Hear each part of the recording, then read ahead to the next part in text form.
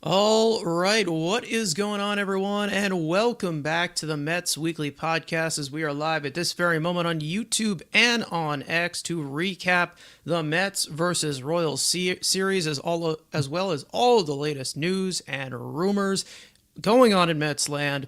But before we get into that, I want to remind everyone to subscribe to the Mets Weekly YouTube channel for new episodes of our show that are recorded live after every single series of games during the regular season. For those of you watching or listening on playback, you want to join the conversation in the future, make sure to turn on those post notifications to know when we go live. For those of you in the live chat right now, we love reading your comments, your questions, your concerns. If you feel like you're being ignored, you are not being ignored at all. You're just being starred throughout the show. We'll try to pull up as many as we can to keep the flow of the conversation going. Make sure to follow Mets Weekly on X and on TikTok for Frank's instant post-game reactions after every regular season game, which are titled the Mets Frankly Postgame. For our audio listeners, make sure to follow us on all of your favorite listening platforms to not miss the audio version of new episodes that go up at 9 a.m. the following day. Also, make sure to give us a 5-star review. That would be greatly appreciated. So without further ado, let's get into episode number 152 of our show. Frank, you're here as well. We've made it to the All-Star break. What is it? 97 games have been played because we keep track of this because we go back and forth with the post games, but we finally get a little bit of a break. We get to see some of the stars of the game perform on national TV, and we don't have to sweat out some Mets games for 4 days. So that's pretty good, not bad. And then we get right back into the action to the home stretch of baseball season. But good to have one half down. Yes, well, one half down, one half to go. And it's really more than half because, like you said, they played over 90. So they've gone through a tough stretch. And now we saw this weekend a lot of the pitchers come back. It feels like they've gone through the toughest stretch. So you hope that at least the second half, hopefully, should be much more stable. Because if you use 36 pitchers in the first half, you hope you don't need another 36 for the second half. I mean, that's kind of what I'm just hoping for, that they just get a little more healthy, a little more consistently going forward for the second half, because I feel like you'll see a totally different team where you don't have so many things up in flux. You don't know who's coming in, who's going out. There's just been a lot going on this past month or so. So I'm hoping that now that they've gotten a couple guys back, you can see just kind of a lot more things follow. Yeah, I'm just hoping that we don't have any more curveballs, especially in this pitching staff where it seems like everybody is dropping dead every single week, and we're talking about somebody new. So hopefully they stay healthy down the stretch of the season. It's key. Obviously, there's some adjustments that do need to be made at the deadline, obviously. But again, there is going to be some things that they're going to have to deal with and figure out down the stretch here and finish things up. But as for everyone that is watching live right now on the screen, for our audio listeners, we have an empty box on the screen right here. And that means that today we are joined by a special guest. And if you watched our show from the very beginning, you know that this guy used to be a regular on our panel. Then he left us for the great state of Nebraska. Now he's back on the scene for daily Mets content. Please help us welcome back Mets Weekly alum TonyMetro. Tony, great to have you back on. I think the last time you were on, it was during spring training. So there definitely has been a gap there. So welcome back. Good to have you on again. Boys, always great to be here. Appreciate that very lovely introduction. The team's playing relatively well. Half game back at the All-Star break. Obviously, like you said, Frank, we've played a little more than half, and I want to echo that sentiment. Hopefully, we don't have to see 36 pitchers to get us through these final 70-something games, because there were some guys we really hope we never do have to watch pitch in the orange and blue again. But otherwise, been a pretty solid first half, and great to be here with you guys. Yeah, I mean, obviously, they still have plenty to go. I mean, like we said, 97 games. They play 162. So, again, they still have a big key part of this schedule, especially in division. I know that they have some series somewhat coming up against Philly as well. I mean, as of right now, I'm looking at it as a two-man race somewhat. I mean, the Marlins right now are sitting with like a huge gap of run differential as of right now in third place. But I'm still not going to count out the Braves because I think there is a point as to, with Mets fans, as they need to learn a lesson as to you should not poke the bear. And I'm going to tell you right now, we still don't match up well with that Braves team. So I'm not going to count them out just yet. 12 and a half games out, we've seen them erase bigger deficits than that. So at some point, until they are officially mathematically eliminated, I am not going to count out that Braves team from sneak attacking us whatsoever. Ricardo in the chat here saying, "What's up, guys?" and saying 65 games to go. Wow, this season is really going. Yeah, it's definitely gone quick. It's felt longer at some points in this season, I will say. Very, very, you've had a few stretches where the team was rolling a little bit, but there were still some rough games to get there. And then there was times where they were just playing uninspiring baseball. So it's not as big of a roller coaster as we've been seeing, as we were seeing last year in 2024, which was just an up and down ride of good baseball, bad baseball, and everything in between. But at least it's a little bit better and it's a little bit more consistent, but there are some things that they do need to address, obviously. And we will get into some of that stuff when you guys, you'll ask us some questions of some kind of topics with the team. But either way, I do want to relatively put this episode of more just recapping what we saw in the first half, as we will get into the first half awards later on. But we do have some games to recap before then. So let's get into this series in Kansas City. 3-game set, closing out the first half before the All-Star break. Now, it started off with Kodai Senga making his return from the injured list, and he'd fight in and out of trouble all night while on a pitch count. He'd end his day, 4 innings pitched, 4 hits, 0 earned runs, 2 walks, 4 strikeouts on 67 pitches. The Mets would finally score against Michael Wacha in the third after making him work. Pete Alonso would draw a bases-loaded walk to make it 1-0 Mets. Alex Carrillo would make his second appearance as a Met and toss a scoreless 5th. He'd come back for the 6th inning and allow the tying run in to score, which would be the slow Salvador Perez, from all the way from first on a misplay by Brandon Nimmo in left field. Huskar Brazaban would get the 7th and struggle to miss bats after a leadoff single would be erased from a caught stealing from Hayden Sanger. Another single with 1 out would lead to a 2-run homer to Bobby Witt to give Kansas City a 3-1 lead. But the Mets would fight all the way back in the 8th after a leadoff single by Brandon Nimmo, back-to-back walks to Francisco Lindor and Juan Soto. Mark Vientos would finally break through with a 3-run double to right center field, putting the Mets back in front 4-3. Reed Garrett would come on for the 8th and toss a scoreless inning with a strikeout, and the Mets would pile it on from there in the 9th after a leadoff double by Tyrone Taylor and a walk to Brandon Nimmo. Francisco Lindor would launch his 19th home run of the year, a 3-run shot to extend the Mets' lead. Juan Soto would follow him with his 22nd home run of the year to give the Mets a 5-run lead. And able to sit Edwin Diaz, the Mets would end up going to Chris Stevenski for the 9th, and he'd retire the side in order to finish the game to secure back-to-back late comebacks in series openers, 8-3. Game 2, Frankie Montas would make his 4th start as a Met, and he would pitch into the 6th inning after back-to-back doubles to start the frame.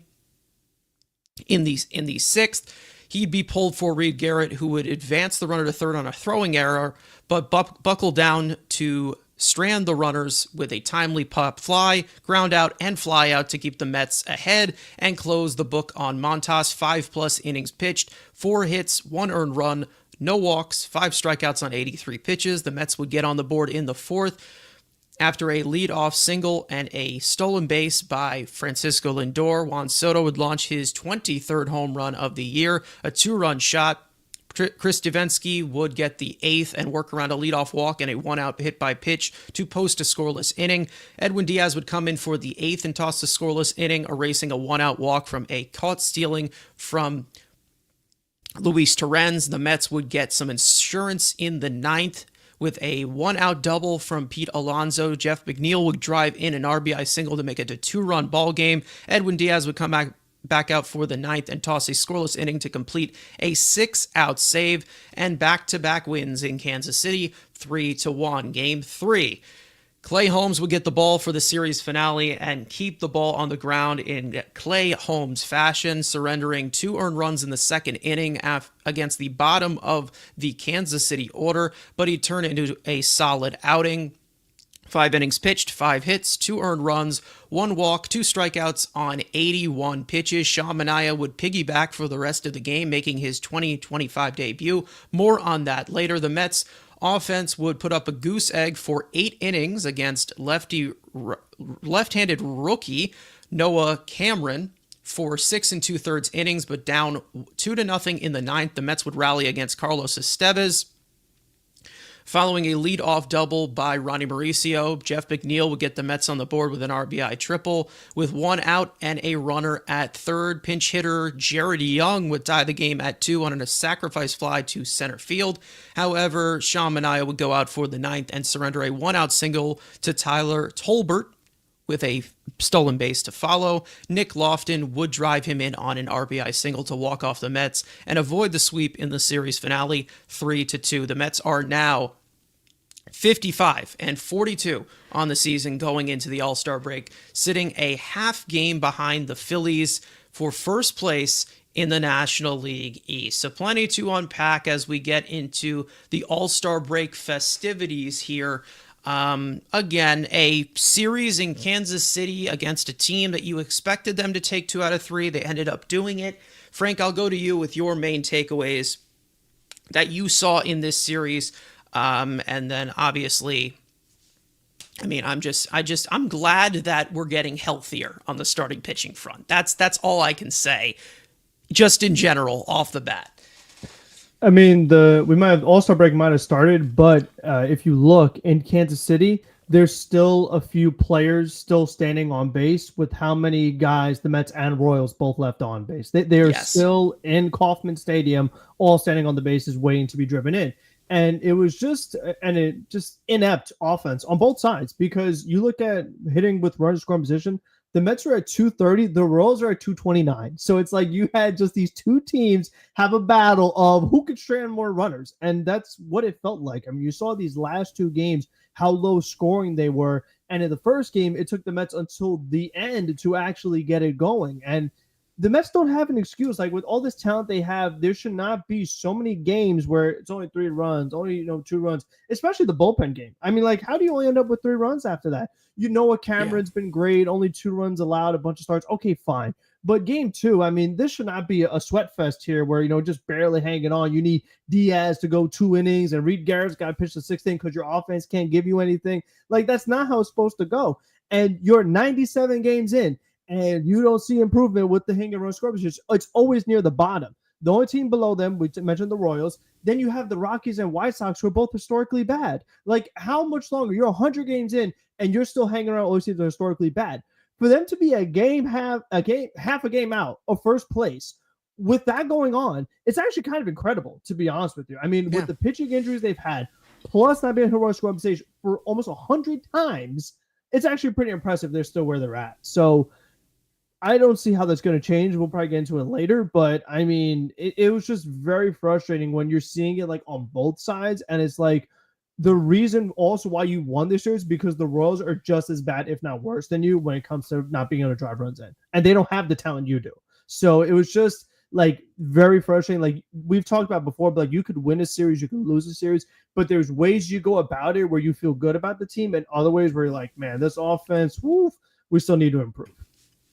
I mean, what you're talking about is very similar to what I was talking about with back when they played Pittsburgh at Citi Field, not when they got swept, but when they played Pittsburgh at Citi Field, they won 2 out of 3, but they ended up getting outscored in that series because the offense was so inept and the pitching was throwing at such an unsustainable rate whatsoever. And, we've talked about it. Quality of wins do matter for the sustainable future of a 162 game season and also going into the playoffs. You're going to have situational hitting in the postseason as well. Because for everybody that tells me that, this team is in playoff position, okay, so what's going to happen when we get to the playoffs? Are we just going to leave an entire continent on base again? Because if that happens, you're going to lose. You are going to end up going home earlier than you want with World Series aspirations. Tony, I will go to you as well. Obviously, they got the wins, but, it's still the same issues that we continue to see. Runners in scoring position, bottom part of the lineup, inconsistent. Even top of the part of the lineup can be inconsistent. It's just been, the same, slog of games of they're winning, but, at what cost down the stretch? Yeah. Well, first of all, I'm just going to say you're welcome to everybody because I was in attendance for Friday and Saturday's game at Kauffman Stadium. And that now makes me 6-0 while in person attending Mets games this year. Nice. Have never had this good of a start to a season in my life. Side note, real quick, Kauffman Stadium, very underwhelming. I know it's a little old, but to add to your point, Frank, I'm pretty sure that they're all still stranded out on the base paths there at Kauffman Stadium. I mean, I'm sitting there in the stands on Friday. The only run they get is the bases loaded walk to Pete Alonso. And as inning goes by and they continue to not cash in on opportunities, you get 4 innings of Senga and then we're kind of left holding the bag like we have been so often over the last month of how are we going to get the final 12 or 15 outs of this game? And oh, by the way, we only have a 1-0 lead. So, of course, inevitably it happens. Huascar Brazoban cracks. It's the Witt home run. Fortunately, the Mets able to rally in that 8th with Vientos clutch double, and then they pile on with the homers from Lindor and from Soto, but not exactly like the most impressive way to score 8 runs, if you know what I mean. It all came late when it was like backs against the wall. You gotta have it. And it was the same feeling that I had on Saturday as well. They end up going ahead 2-0 on the Soto homer. They chip away. They make it 2-1. And then, the Mets just fortunate that the Royals can't hit very well with runners in scoring position either. Yeah. So as lousy as I think the offense, and I guess lousy wouldn't be the word, but as underwhelming as it continues to be, I guess in a more positive mindset, the pitching was fantastic this weekend for the most part. Yeah. You get the return of Senga, which was great. Obviously, works out of that first inning jam. You even get a scoreless inning from Chris Davinsky in the 7th inning there. And Reed Garrett was nailed, stranding a runner at third with no outs. I'm sorry, that might have actually been Saturday. They all kind of bleed together now. But really solid pitching, obviously the 6-out save from Edwin Diaz. And then, of course, the return of Sean Manaea, which I know we'll get into a little bit later. So, yeah, offense definitely is doing basically what we've seen this first 3 months, which is if they're going to do it, it's just barely going to be enough to squeak out a win. But largely it's been the pitching that's been carrying the load for this team. It'd be nice to see it be a little more balanced going into the second half of the year. Frank? Yeah, Tony, you said a magic word, underwhelming. There's someone on this screen who had said the word underwhelming, and they had a riot that actually began. So, yeah. I mean, you got to be very careful when you say that word. I had nuclear strikes sent to my house. That's how bad it got. Oof. And this is what I'm seeing. Maybe from the offensive standpoint side, but also from other aspects too. Defensively, it seems like fundamentally they have a lot of lapses as well. There's been a lot of, base running is very standstill with this team because there's not many guys on this team that use the base pass to give you value. So, all around just baseball, I've seen them play a lot of bad baseball this year. And I constantly get the pushback of, well, that means that, since they have a good record and they're playing good and they're not playing good baseball, just imagine when everything starts to click will be even better. Okay. When is it going to start to click? When is that going to actually happen? Because we have constantly said, again, runners in scoring position, perfect example. When is that going to get better? It's been 97 games now. Everyone will tell me, well, we're hitting into some really really bad luck, and we're doing this and we're doing that, and umpires have been screwing us. Okay, and they're like, oh well, we're due to go. We're due to. Okay, when? When's it going to happen? When exactly is that going to happen? Because listen, I can express so many different things and be articulate with the overall of, advanced numbers of what has been going on with runners in scoring position. But again, we are continuing to still have the same issues. It's the same issues over and over again. And a lot of them are self-inflicted. It's not just, oh, he hit the ball hard. This is a lot. Chasing pitches, staring at strikes, pounding the ball into the ground. There's nothing great analytically about that. That's how I would say it. But Tony, if you want to add in there. Yeah, I mean, just what I wanted to say is, I was feeling like the Mets had gotten out of the woods, out of those really dark times after the back-to-back series wins over the Brewers and against the Yankees. And I wanted them to follow it up by winning both of these series against Baltimore and against Kansas City. Even just 4 out of 6, didn't care how it happened if it meant a sweep of one team and only getting one against the other series. But, I mean, let's be realistic. As easily as the Mets could have finished the sweep yesterday, they could have easily been swept in Kansas City as well. And that's coming off the heels of getting swept in the doubleheader against Baltimore. And you could have made the case the Tuesday night 8th inning comeback. I mean, they were down, 6-2 in that game? So, I mean, it's not been the best week of baseball. I mean, and despite that, yes, they go into the break going 3-3 in these final 6. So make no apologies for it, but I want to see better baseball from this team.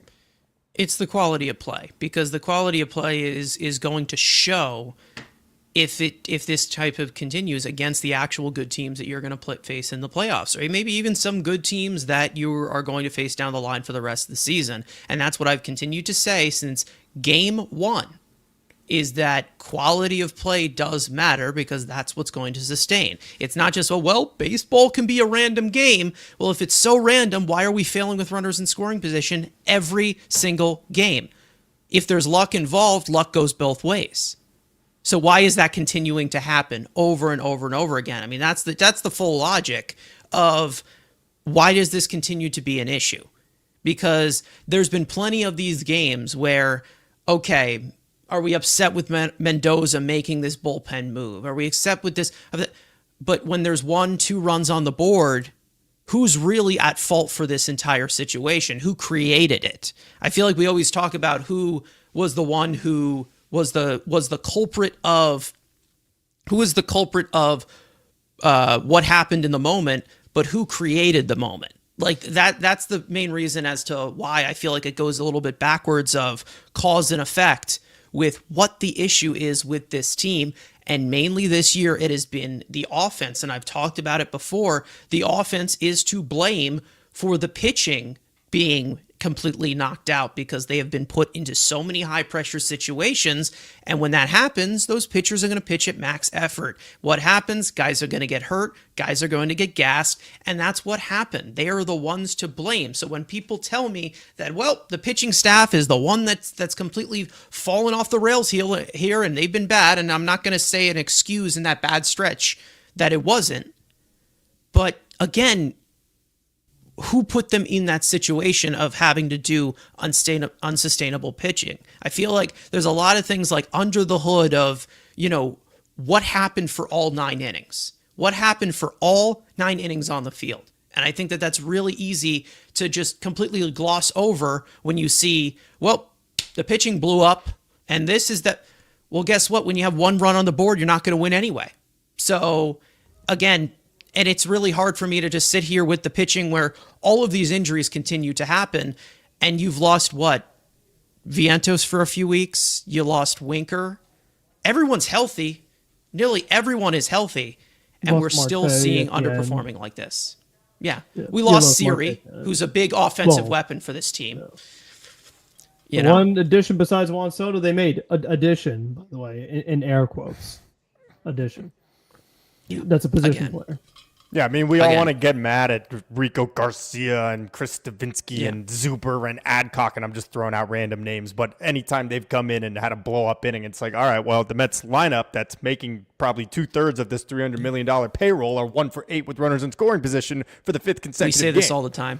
We say this every single episode. You're just reiterating it. That's literally it. It's like this is I'm supposed to excuse an offense because they're playing a good pitcher. You're supposed to be the good hitters that beat the good pitchers. Like that. That's the thing. I feel like I'm sitting here listening to these constant excuses of the offense when they're here to perform. That's what they need to do. Either way, they did end up winning the series. It wasn't fantastic. And I know we're kind of sitting here, complaining at the All-Star break of what we saw, but it's like this quality of play is going to catch up to you. And I feel like there have been stretches where they have played good baseball, but there's also been so many stretches where they're winning by the skin of their teeth that the quality of the wins are very, very concerning. And there are things that do need to continue to get better, and hopefully they do address it. But however, right now, this team has a decent amount of issues that I don't think are going to be just completely solved with one deadline. I don't think it will be. So there's going to have to be somebody who steps up, whether that is somebody like Mark Vientos, who actually did okay this last week. He did a little bit better, but we're going to have to see a little bit more from him. Whether that is one of the young guys, whether that is something here. I mean, again, it's all a cause and effect here. There's 26 guys on the roster, so it's not just one guy who is holding things up or one guy that's keeping this team from being a lot better. It's the fact that one department on the team was heavy lifting for 2 months and finally gave out. Maybe it's because this team isn't built around pitching. Maybe this team is built around a $341 million shortstop, a $765 million outfielder that you just gave the richest contract to, a first baseman who has been your slugger for over 6 years now. Maybe it's built around that. A $162 million outfielder as well that we gave that contract to. Like, it's the most expensive department on the team, and it should be pulling the 65-35 or the 70-30. That should be happening. You should not have an offense with Juan Soto, Alonso, Nimmo, Lindor. You should not have an offense of that completely underperforming like this. And I should not have to go into every game, like I've said, with this type of talent in a lineup and say, is the offense going to show up today? I should not have to ask. I really should not have to ask that.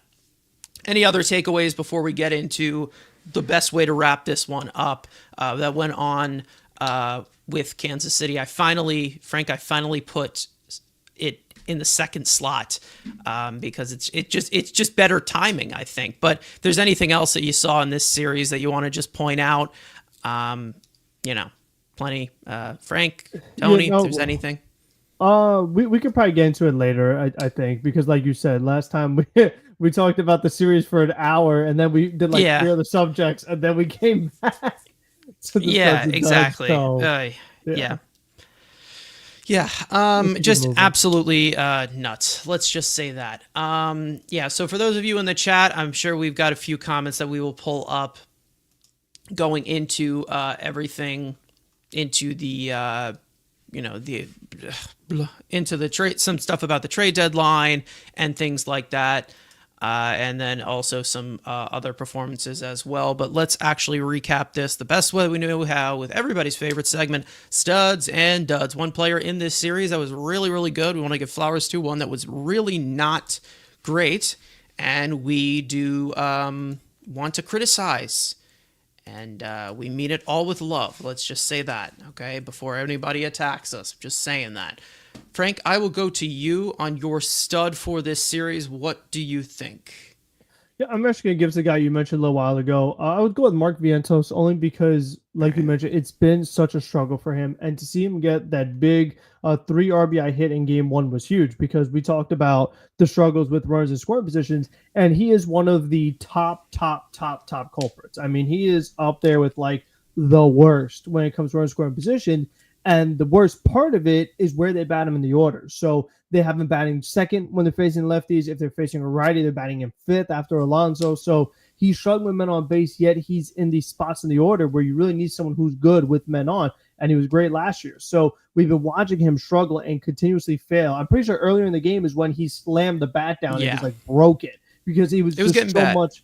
Yeah, it was just so much frustration. There's talks like do DFA him because there's no minor league options left. Can't play the field, can't run. Like he could feel the pressure. Like it's visible. And to see him get that big 3 RBI hit was nice. He ended up with 2 hits the next day. He got a hit the day after. So hopefully, I mean, this is the start of him breaking out of it. Not saying he's going to be the last year's level. If he is, amazing. But he just, like we said, needs to be above average because what you're getting from the rest of these guys, as far as catcher, center field, and some other infielders, they're not giving you anything. So, like, you need Vientos to be providing something because you're not going to get it from these other spots. If it's not the Fab Four and both your DHs are hurt now, like, he needs to step up. The Fab Four. What the boss called him. Yeah, that's what the boss caught him. Yeah, he's been actually pretty vocal this last week on Twitter, and I've kind of gotten a little bit annoyed on that. Yeah, it's like either way, it's like, come on, are you that sensitive? Like you don't got like billions of dollars you can go count or something. You want to be like, oh, exactly. Everyone's real quiet today, and then they lose and play like crap, and then you all of a sudden you don't got nothing to say either. Like, dude, come on. You don't need to be the billionaire version of me on Twitter. All right, that's basically. But he's the opposite. He's only there when something positive happens. You're like there when negative stuff. Hey, happens. that's just as toxic. All right, that's just as toxic. Anybody who's a positive about this team, yuck, disgusting. Tony, I'll go to you. Do you have a stud you want to point out in this Kansas City series? Yeah, I do. I have a question, though. Can it be the New York Review Center? Because how they call Bobby Witt Jr. out on that stolen base attempt on Saturday is so ridiculous. I mean, yeah. I'm talking to Royal fans while I'm at the stadium, and even I'm saying to them, if they overturn this, I'm sorry. Like, I don't feel right about it. That was so crazy. That obviously changed the game. It could easily be Edwin Diaz, but I'm actually going to give it to Reed Garrett because I'm not sure they win Friday or Saturday's game without him. He comes in to Friday's game and pitches a scoreless 8th inning with a strikeout after the Mets had just taken that lead back 4-3. Then obviously they pile on a little more, but that was a really big shutdown inning for them there. Then they obviously add more so they don't have to go to Edwin Diaz for the 9th, which is great. But then on Saturday, he comes in the 6th after Montas gives up back-to-back doubles. The Royals make it a 1-run game, and he does have the pickoff attempt to second that advances India to third. So, yeah, that's Garrett's fault for throwing it into center field, but then gets Bobby Witt Jr. to pop out, gets Pasquantino, I think, to strike out, and then gets Michael Garcia on, I think, a ground ball. So, really great job from Reed Garrett. I honestly think that if the Royals tie that game on Saturday when it was 2-1, runner at third, nobody out, that they probably end up going on to win that game. As you know, the Mets obviously just scratch out one more run in the 9th from Jeff McNeil. So could easily be Edwin Diaz for his performance Saturday with the 6-out save, but I think Reed Garrett was crucial to both wins Friday and Saturday. Yeah, I mean, the guy that I would put on here is the guy that we're going to talk about next in the stud category, without being Sean Manaea, even though he's kind of the reason we lost statistically, but no, he was not. Either way, Sean Manaea, great performance. We'll get into that in a second. But if there's anybody else you guys want to mention here, because again, they had a few solid performers here. Again, the pitching was very, very good. I was impressed with what we saw from Montas. Would have liked to get 6 out of him, but it wasn't it wasn't meant to be because we've seen a lot of these guys get completely gassed the way that they have.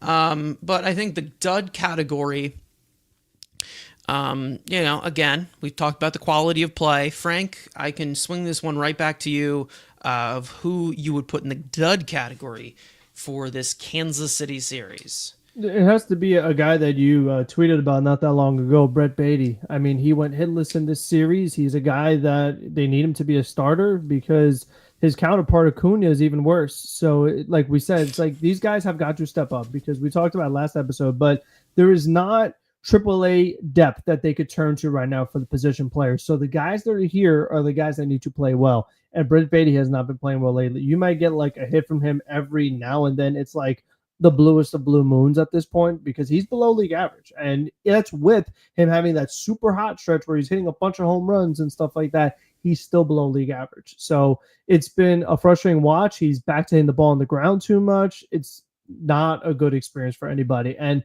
when you, like I said, you already have Torrens in here, you already have Taylor in here, and Taylor actually had a couple decent at bats, but when you have those guys there on a nightly basis, you can't have another one. It's just very hard to win. You're asking so much out of this top four that when they don't produce, you're not winning. Yeah, that's definitely a good point. Tony, if there's somebody you want to throw under the bus here. Yeah, well, I mean, anytime I get a chance to throw Brett Beatty under the bus, I'm going to take it. Let me just add, by the way, doesn't come through with the sacrifice fly yesterday. Who would have guessed that Jared Young would actually do it there in the ninth?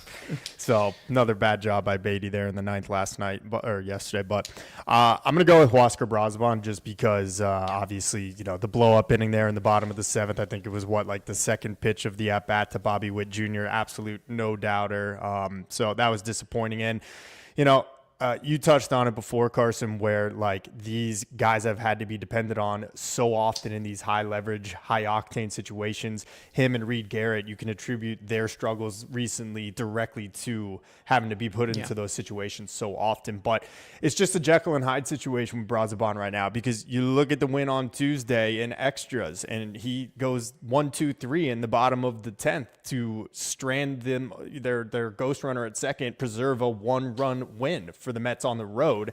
Fantastic job. And then he comes in the seventh inning, hadn't pitched, I don't believe, in 2 days because of the rain out and doubleheader on Thursday, and he just looked horrible on Friday and very nearly cost them the opening game of this series. So we'll get into the deadline later, but I think one of the biggest keys is getting a very, very high leverage reliever that will hopefully bump Huascar Brazoban down a spot or two in the pecking order of this bullpen.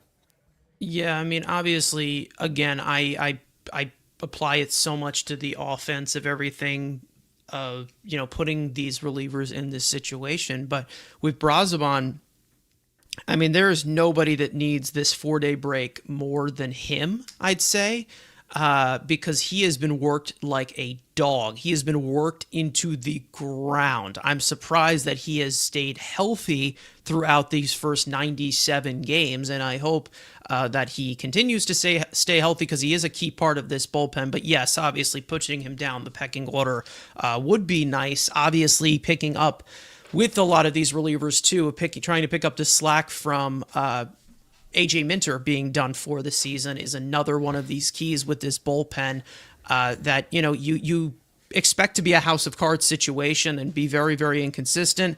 And that's why relievers are relievers, because they're inconsistent. They're failed starters for a reason. One guy that I feel like it got completely glossed over in this series in Kansas City, I'm going to give the dud to Pete Alonso, because it was just not a great series from him. I know that they were pitching around him a lot, but we were also seeing a decent amount of these ABs, lots of swings and misses, lots of chases. I'm pretty sure he was 1 for 10 in this series. There really wasn't much. Let's see. Yeah, 1 for 10 in this series, 3 plate appearances. He had a couple of walks in there. But again, there was a lot of situations, like we said, runners in scoring position, combined of what you were seeing from the Mets and the Royals. We all know who our main run producer is. Pete Alonso is not coming through in plenty of these situations as well. And, it goes to the offense. And listen, I know Pete Alonso has had a really good season, and how dare I slander his name of the great polar bear, but not the great way that I was expecting this last week into the All-Star break from Pete Alonso. I know he had that big home run in Baltimore, but other than that, it's been a little bit quiet. We knew that he was going to cool off from that, amazing start that he had. But he's definitely a big part of this offense. The cleanup hitter gets a lot of these opportunities, and that's that. Let's just say that.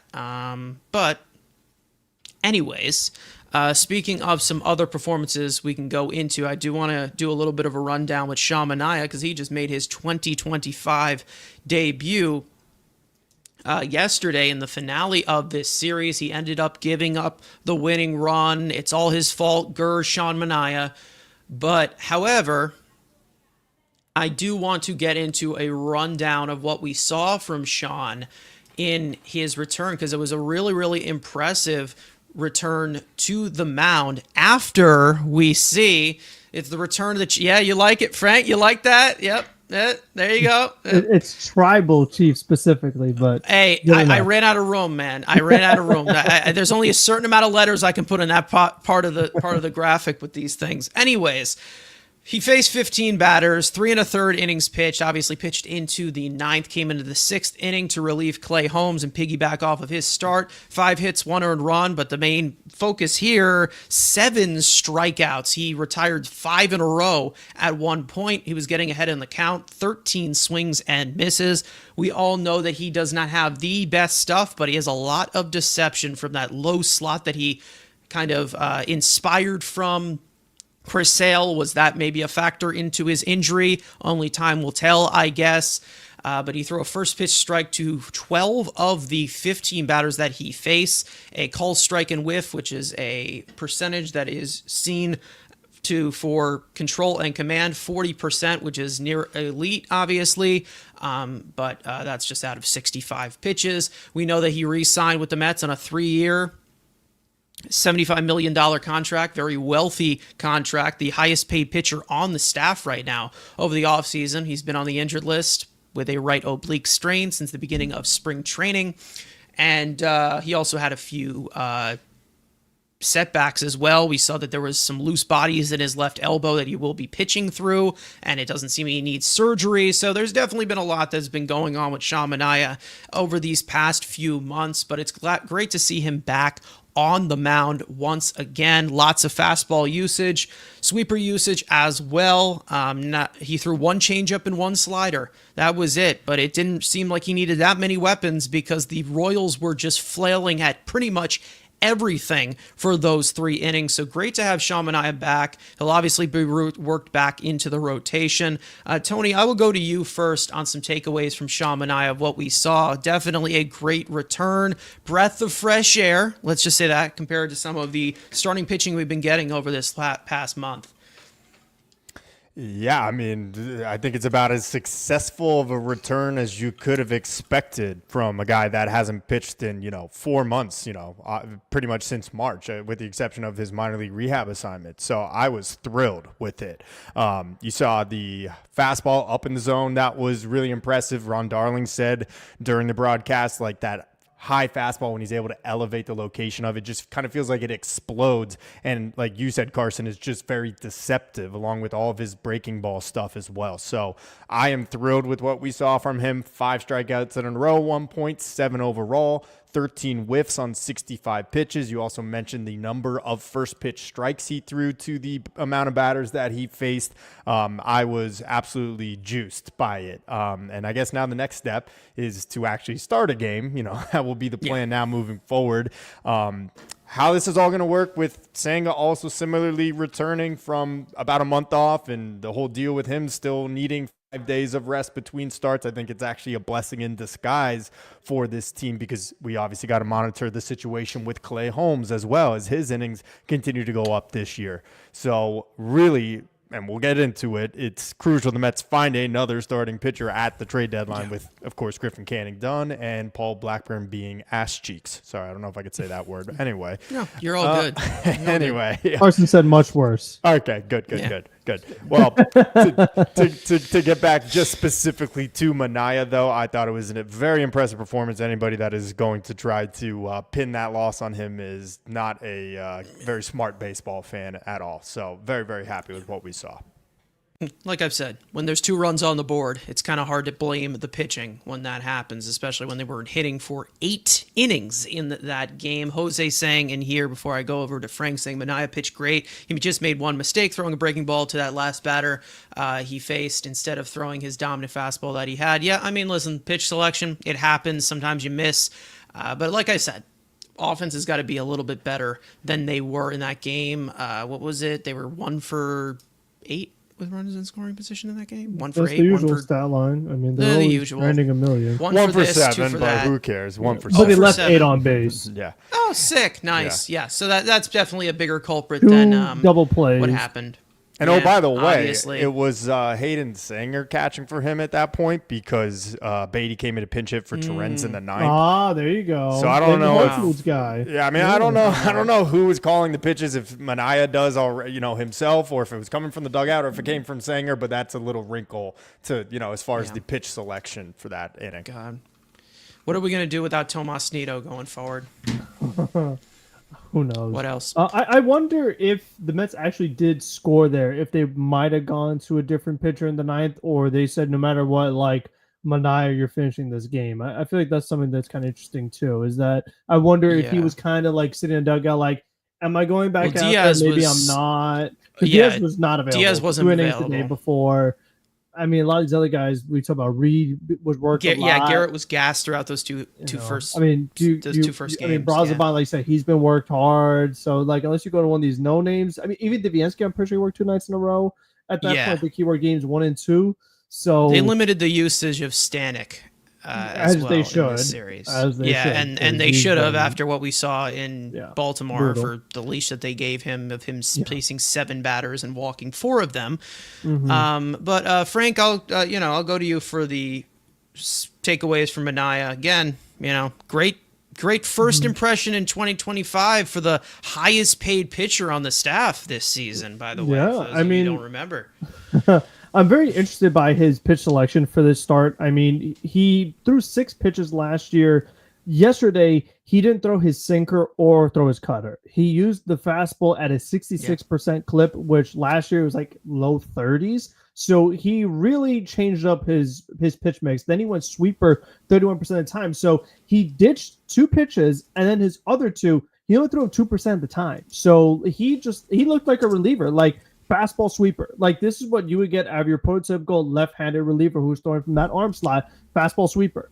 And it worked really effectively for him. I mean, you saw the amount of strikeouts, and he did that without walking anybody, which was one of Manaea's biggest issues before he switched that arm slot, was that he could not throw a strike. So we saw the warm-ups he used to do. He used to warm up from like a different spot of the mound and throw across to then get it to be a strike. So for him to not walk anybody either in his first start with that adrenaline going, that was the thing I was most surprised by, is that he didn't walk anybody. But he struck out this many batters, like Tony mentioned, 5 in a row.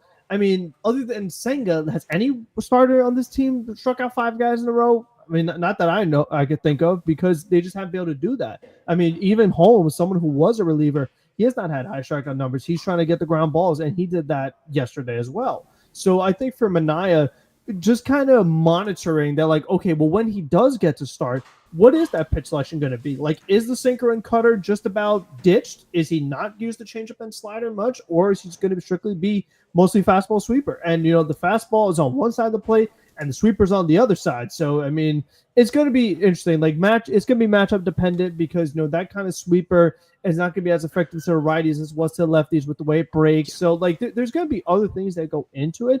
But the game plan that he went with, it was very, very effective. So I'm just very curious to see, like, are they going to continue to make these tweaks? Because he made some adjustments last season, and you saw a different pitcher in the second half. So are they trying to, like, continue this change of, like, oh, we're going to try this now and try that, and then see what kind of pitcher you get? Yeah, I'm trying to see of what arm slot he was throwing at. We knew it was like in the 20s, but I believe from what I saw, it was like 19-degree arm angle, which I don't know. Again, we don't know if that's what led to the injury. That's what has been going on with the setbacks or whatever. So, but, I mean, Baseball Yeah. Savant says, I guess they average it among the arm slots. It came out to like low 20s in 2024. They said it was 22. Meanwhile, so in in the 2023, 20s, it was 28. So, yeah, true. That and then just lowering it the way they did. But I think again you're gonna see like those outlier starts. We thought that there was adjustments in 2021, being made. it was 33. So, I mean, he's gone through. He already had dropped it to begin with. He has, and then they dropped it even more. Yeah. So, again, this was a good showing from Sean Manaea. Hopefully it is more to come. Great to have him back. Obviously, we expect his final his next outing to be obviously 4 days of off, 4 days of off, probably a little bit more rest, but the next outing we hope that it is in the rotation, so we do not have to be seeing a Justin Hagenman make a start or Brandon Waddell make a start anymore. And that's all really they had to hold up for at that current moment. But either way, great outing from Sean Manaea. He looked really sharp. Great to have him back once again. And I think all of us talked about what was this going to sustain to what we saw last year? But to see him for the first test here, basically look like he didn't even skip a beat whatsoever, definitely encouraging. So we'll see the utilization of the pitches. Is there another way that he goes at it when he faces a different type of team? I'm sure. But he was facing, I think, let's see. Yesterday, he faced.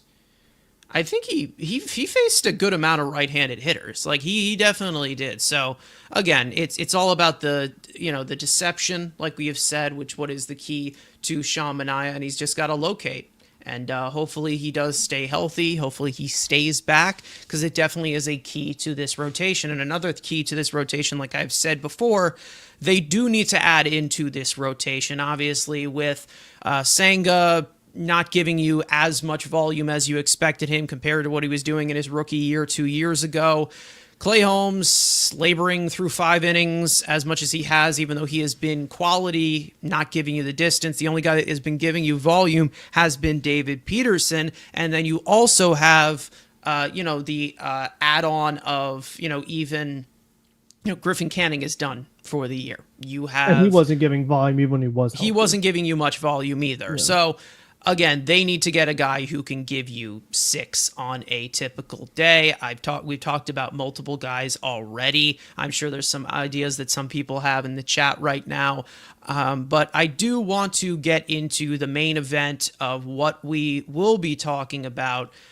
Frank, is there anything else? Yeah, one more thing with Manaea and this Arsenal. I wonder, too, it could be one of those things where if you have a plan of attack and you're going fastball sweeper and you're having great success, you might be saving those pitches. You might be like, well, wait a minute, if I'm getting all these strikeouts with these 2 pitches, why would I show these hitters something else? So once you... Or maybe the Royals just suck. Who knows? That's certainly possible, but it could be something where, like, as you're going through more times in the order, they've seen you. Now you throw the other pitches. Now you show them something different. It could be a chess match. I mean, it's such a small sample size that we can't say, oh, this is Arsenal for the rest of the season. He's not allowed to throw those other 2 pitches, and he's not allowed to throw these.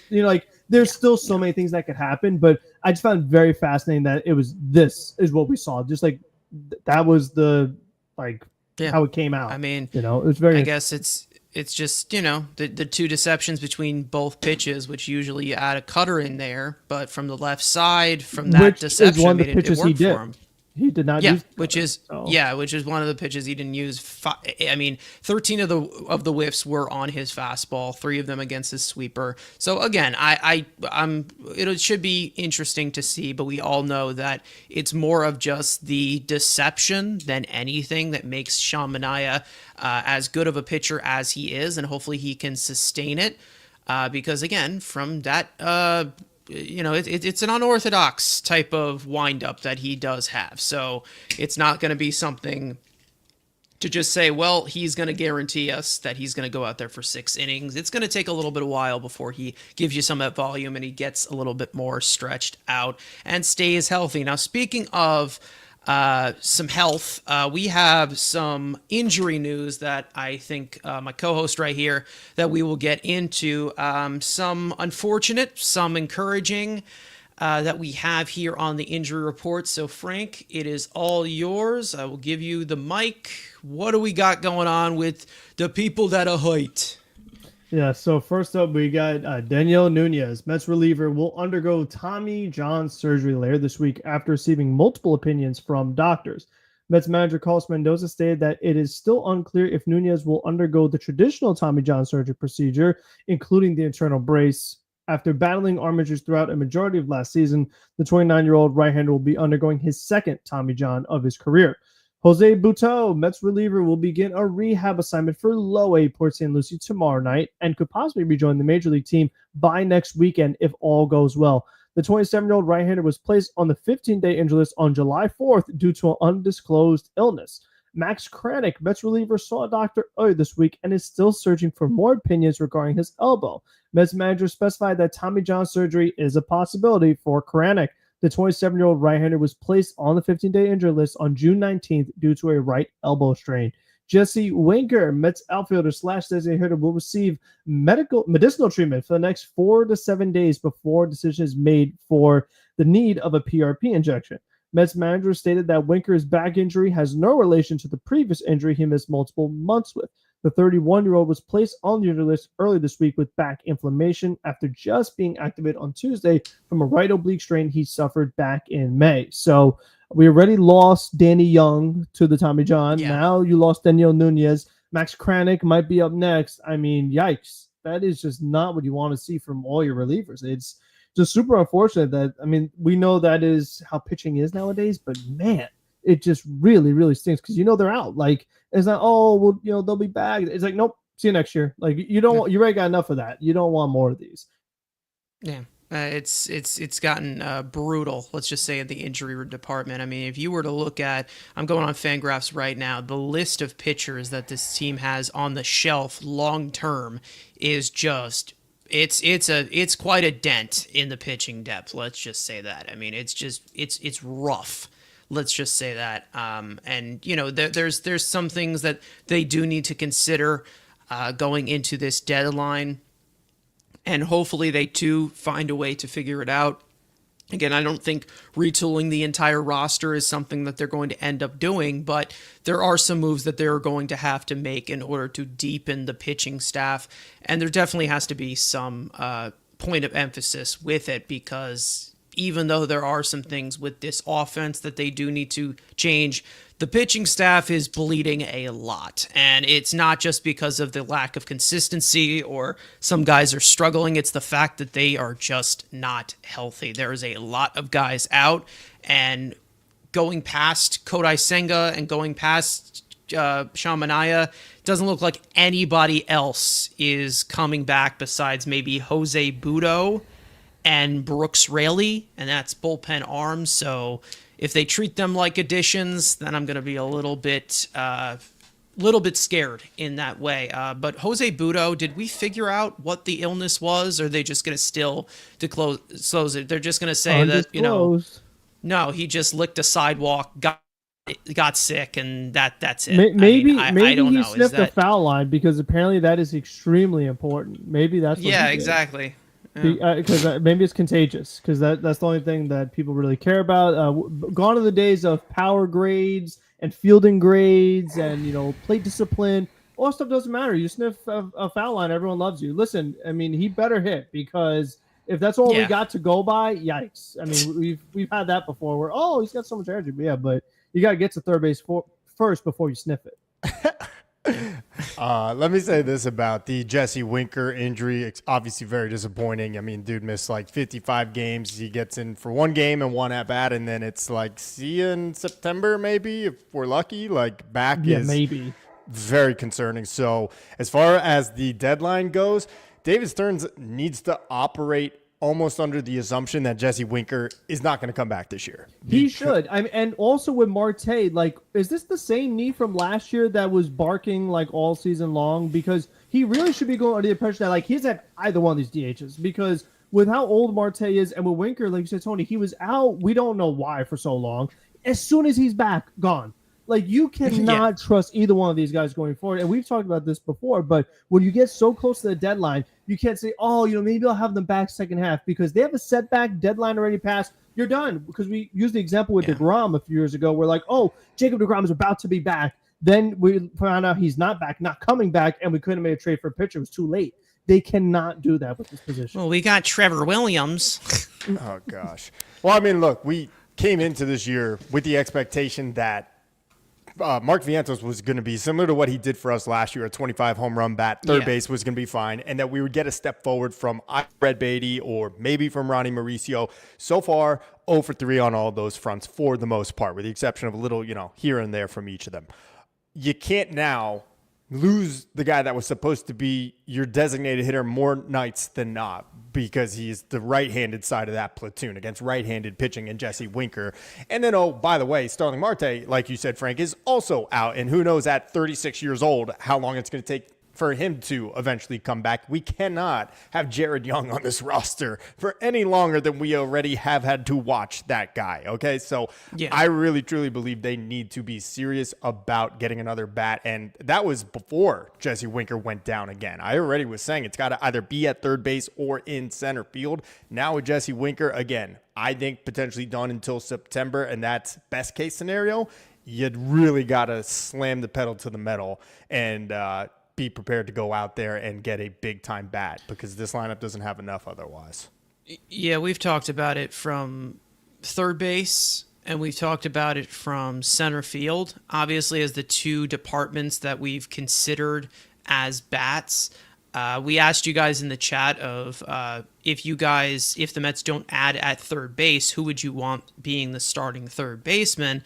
And we have 55% of you guys saying that you want Mauricio, 45% of you saying you want Beatty, and 0% of you want Vientos.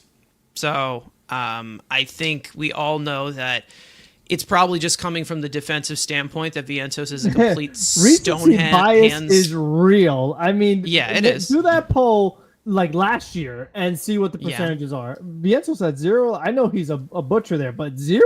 Yeah. I mean, like, the playoffs mean nothing. Nobody wants him. I mean, nobody wants Mark Vientos at third base anymore. Recency bias is real. It is. Well, look, exactly. Ronnie's not a guy exactly these magical feet. I mean, I got to be honest with you. He's made some nice plays, but he's not exactly the magician over there at third. We don't need a magician. We need somebody who can actually, like, I don't know, not be stupid. That's what I'm asking. Not be stupid. You know? And look, there's an avenue to where the Mets could actually solve some of these issues internally. I don't think it's the way they go. I think the Mets end up dealing one of those three guys at this year's deadline to solve an issue at a different If they don't, position. I'll be very confused. I will be. I would be too. But let's just say, hypothetically playing this out, Mark Vientos starts to look a little more like he did in 2024, like what we saw this weekend from him in Kansas City. Well, the designated hitter role is up for grabs now, so maybe that's where he goes, and then you can prioritize the defense at third base with Beatty or Mauricio. One of the others goes in a trade to potentially improve center field to a degree. Obviously, they're not headlining a package, but they're part of one with some prospects. If we're talking, Duran's probably off the table at this point with how Boston's playing. I'm just kind of spitballing here, but yeah, I mean, it's all really dependent. And this is how Stearns entered the 2025 season. Again, expecting that Vientos was going to repeat last year. He was going to be the franchise cornerstone at third base for the next decade, and that he'd get at least a little bit of a step forward from Beatty or from Mauricio. None of those things have really, truly been cemented here so far. Yeah, it's definitely a department of just a surplus of infielders that we knew were going to get a decent amount of playing time. I'm seeing a lot of people talk about, well, they're all getting scattered playing time, so how can they do anything consistently? It's like, I mean, we're getting good enough samples of these guys. Like they're going out there and they're giving us a decent amount of sample. They've gotten the leeway of basically resignated at the bottom part of this lineup, and it's been inconsistent. I do think that there needs to be a consistent lineup, and we've talked about that before, but again, it's the playing time. I think somebody in the chat said it was D saying Acuna is getting dealt. I think Acuna is one of the likely ones to get dealt.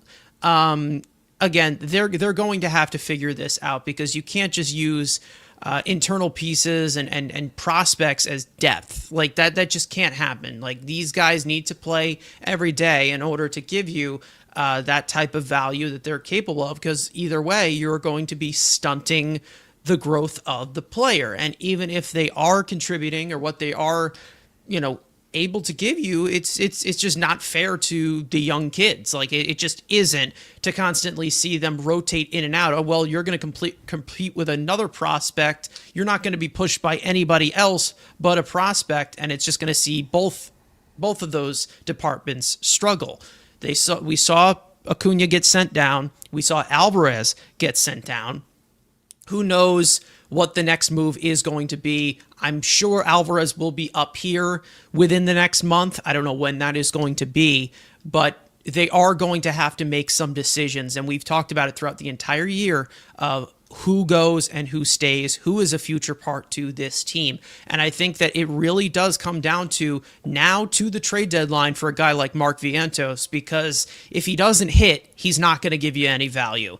And this is his biggest chance to give you something. He needs to give you something because Marte, Winker are out. We don't know how long they will be out, but they're definitely going to be out for quite a bit, probably to the trade deadline. So Mark is going to have to show something to show value to this roster, because if not, he's going to be looked at as one of the pieces that come out of that are out of here. Same goes for Beatty. Same goes for Acuna. I think Mauricio has a little bit more of a leash because he was not here for a good amount of the time, especially last year, was out for the entire year. So I think that Mauricio is probably going to stay out of all of these young guys. But I would, Beatty, Vientos, Acuna, all of those guys are definitely on the table. And I think there's so many different likely scenarios where they're out of here. And they could be one of the pieces for one of the headline trades they make in the deadline. And I will be very confused if all of these young guys are still here. I will be very, very confused. I got it last year. I understand of what you wanted to see, what you wanted to have of, also with a lot of the young guys of how hurt they were. Jet Williams was hurt, and Acuna was even banged up, and Gilbert was hurt, and all of these guys were hurt. I understand that. I get that, Jesus and I understood Baez. it. I understood the need for Blackburn and Brazaban and all of that at the trade deadline last year. But if we have a different level, the same level of trade deadline this year than we did last year with Juan Soto on the roster, that is when I'm going to start to question, what are we actually doing here internally? Like, that's what I want. That's when I'm going to start to question. Right now, I'm letting them go through it because the pitching has been going through a lot of shit. It's been crazy. The lineup, there's not really many moves that you can make as of right now. But once you get closer and closer to that deadline, they're going to have to pull the trigger on something and make a decision. Yeah, and I just said this on Till Mets Do Us Parts podcast, so I'm sorry if I'll come off as redundant here, but I do believe we're going to see some of those young baby Mets, as they've been dubbed, dealt at this year's deadline. I think there will be some big shaking moves from David Stearns. Last year, number one, don't actually believe David Stearns believed in that roster last year, despite the turnaround that began in June. So he gave you a couple little things to kind of appease the masses, but I don't think David Stearns truly believed they were going to get to Game 6 of the LCS last year, and that's why it was underwhelming. But number two, they have had 4 different general managers since 2020, going from Brody Van Wagenen to Jared Young, or Porter, excuse me, I can't get my Jareds right.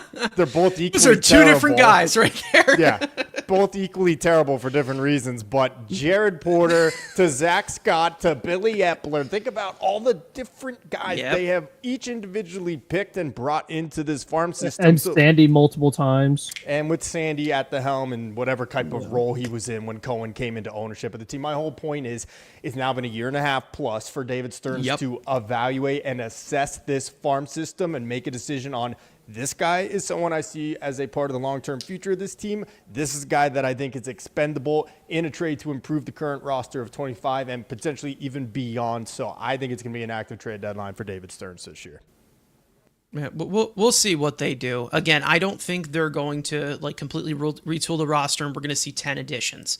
But if I had to guess, I would say they do end up getting a bat that is either a third baseman or a center fielder, which is basically the departments that we would say is the most of emphasis. I'd say that they're going to get a third baseman or a center fielder. I don't think they're going to get both. So everybody's saying, oh, well, get Suarez and Robert. Yeah, that's not going to happen. I think that there's going to be a starting pitcher, and then I think there's going to be a depth reliever and a reliever that can replace the role that you got from Minter. So 4 main additions that I think are going to happen at this trade deadline. I think that one of those relievers will be in the next week or so, because that's usually when relievers go off, is like, a week before the trade deadline, or, 2 weeks before the trade deadline. But I think that you're going to have 4 key additions from what you saw compared to last year. And I'm hoping that that does get fulfilled. If they do miss in one department, then we're going to have to cross our fingers that, Marfientos does something, or Frankie Montas is, he can give us 7 innings at some point, which I don't think he's capable of doing. We'll see how they address it, because there are some guys in those certain positions that could be available. D-Rail's saying here in the reliever department, Chapman, it has been said by Jeff Passan today that Roldis Chapman will not be moved, especially with how good the Red Sox are doing. Yeah, the Red Sox are buying. The Red Sox are steaming hot right now. Yeah. They're buying. Yeah, they're like 10. They won 10 in a row. Stop. Yeah. Yeah, they're buying. Up until about a week ago, Chapman was my number 1 pick for an addition at the deadline. Obviously, that changes with Boston winning 10 in a row. But also, it's pretty apparent that David Stearns is going to treat Brooks Raley as the left-handed addition to this bullpen. It probably could be. And I do want another reliever, because I don't want to add in. I don't want to add in. Oh, well, we got. We shouldn't be depending on a guy that is coming off of Tommy John surgery. And yes, his minor league rehab assignment numbers, they've been really good, but there's no guarantee that that's going to translate to the big league level, or that he's not going to get hurt again. He's almost older than me, though. Like, this is not a smart move. I agree. I personally feel that it's also a lock that Clay Holmes is going to be added to the bullpen, if it's possible, not by very, September. very possible. Because even think about it, play it out. If the Mets make it to October, well, when you're in a playoff series, you only throw your top 3 starting pitchers anyway. I'm personally, if they're all healthy, going right, very comfortable with Senga, Manaea, David Peterson as your 3 starters, and that leaves no role for Holmes anyway. So if you're including Holmes, you need 4. They use at least 4. You kind of need. I think the way that they need to address this trade deadline is find somebody to start Game 3. Find somebody that can start Game 3 or Game 4. Maybe Montas is your 4. Maybe, if all goes well. Maybe I've seen him blow up in the playoffs many times. They paid him to be that guy, though. You have to look at what they paid. They absolutely did. You paid Montas to be that guy, replace Sevy or Quintana, take your pick. They both are in starting rotation in the playoffs. But for Clay Holmes to end up in the bullpen, I thought we don't give multi-year deals to relievers, especially Stearns. Yeah. True, but translating him back to the reliever set, I mean, he's a lot different of a pitcher than he was as a reliever, so that could be something that they do consider. Now Montas, maybe he does come out of the rotation just to re-experiment. Like, I understand that, but again, Clay Holmes is getting paid like a starting pitcher 5. So is Frankie Montas. Actually, no, Clay Holmes is getting paid like a expected back end reliever. And Montas is getting paid like a starting pitcher 5. So again, it's return in value. It makes sense if they were to bring like Montas to the bullpen. Obviously, they still need to get to the playoffs first before we make that decision. Yeah. But we'll see how they do make those decisions. But again, I would like to see them replace Minter, and I also would like to see them get me like another Huskar Brazaban that could be like the middle relief or the long relief or something like that, because right now at this current bullpen, yes, you could put Brooks Raley back in the equation, but you're looking at Chris Deviansky here. You have Richard Lovelady in there, Alex Carrillo, who I think has good stuff, but he's not a postseason ready type of arm. Then you also have Brandon Waddell, who's in the bullpen right now. You have Richard Lovelady. Did I say him? I don't know. And then you have Huskar Brazaban, who you've worked like a dog. How many of these guys can be by the end of the regular season? I mean, they already got rid of Lovelady, brought him there back. There could be one of those guys still here. That's what I'm saying. If you don't add another depth reliever. I'd be shocked if one of those guys made it to the season. If you don't add another depth reliever and someone gets hurt, obviously you have Budo back in the formula too, but it's again, like I'm saying, get somebody who you can have ready, either is in AAA or someone who can be a middle relief type of guy.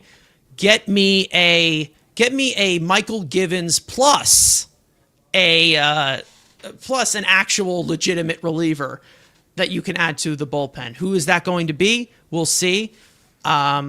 I just don't want to say, well, we have Brooks Raley coming back. He has a left hand, and he can throw with his left hand like AJ Minter. He'll be the eighth inning guy. Yeah, I don't want that. I agree, and I feel the same exact way. I unfortunately just do think that is David Stearns' mentality. That is how he's going to treat it.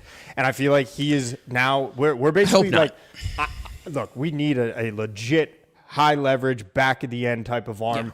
I think the Mets are going to be locked into looking at only right-handers, though, because of that. It's either, and look, trust me, I'm still saying, like, give me Felix Bautista, give me Jake Bird or Seth Halverson from Colorado. I want that type of arm. But I think it has to be a right-hander. And again, not my personal opinion. I just think that is how Stearns is going to operate with the return of Raley as the lefty. I knew Frank would star that comment. Go ahead, put it up. You can put it up if you want. You know, when you say Fairbanks, my eyes light up like, oh, really? Yeah. Yes, very much so. I would like that a lot. I don't think it would. I don't think it would because they're competing too. Like, I don't think it would happen. Listen, I'm hoping that the Royals can sag off and we can get another shot at my man Lucas Erceg, who's been ridiculous this year. By the way, they tried to break him before he got here. What did he pitch all 3 days in this series? Yeah. I mean, oh my gosh, I know he's good, but geez.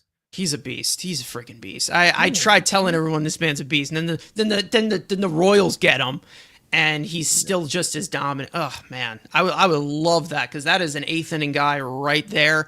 The main thing about with getting this replacement for AJ Minter, it's not really just the fact that we need a high leverage piece. It's also the fact that we need to take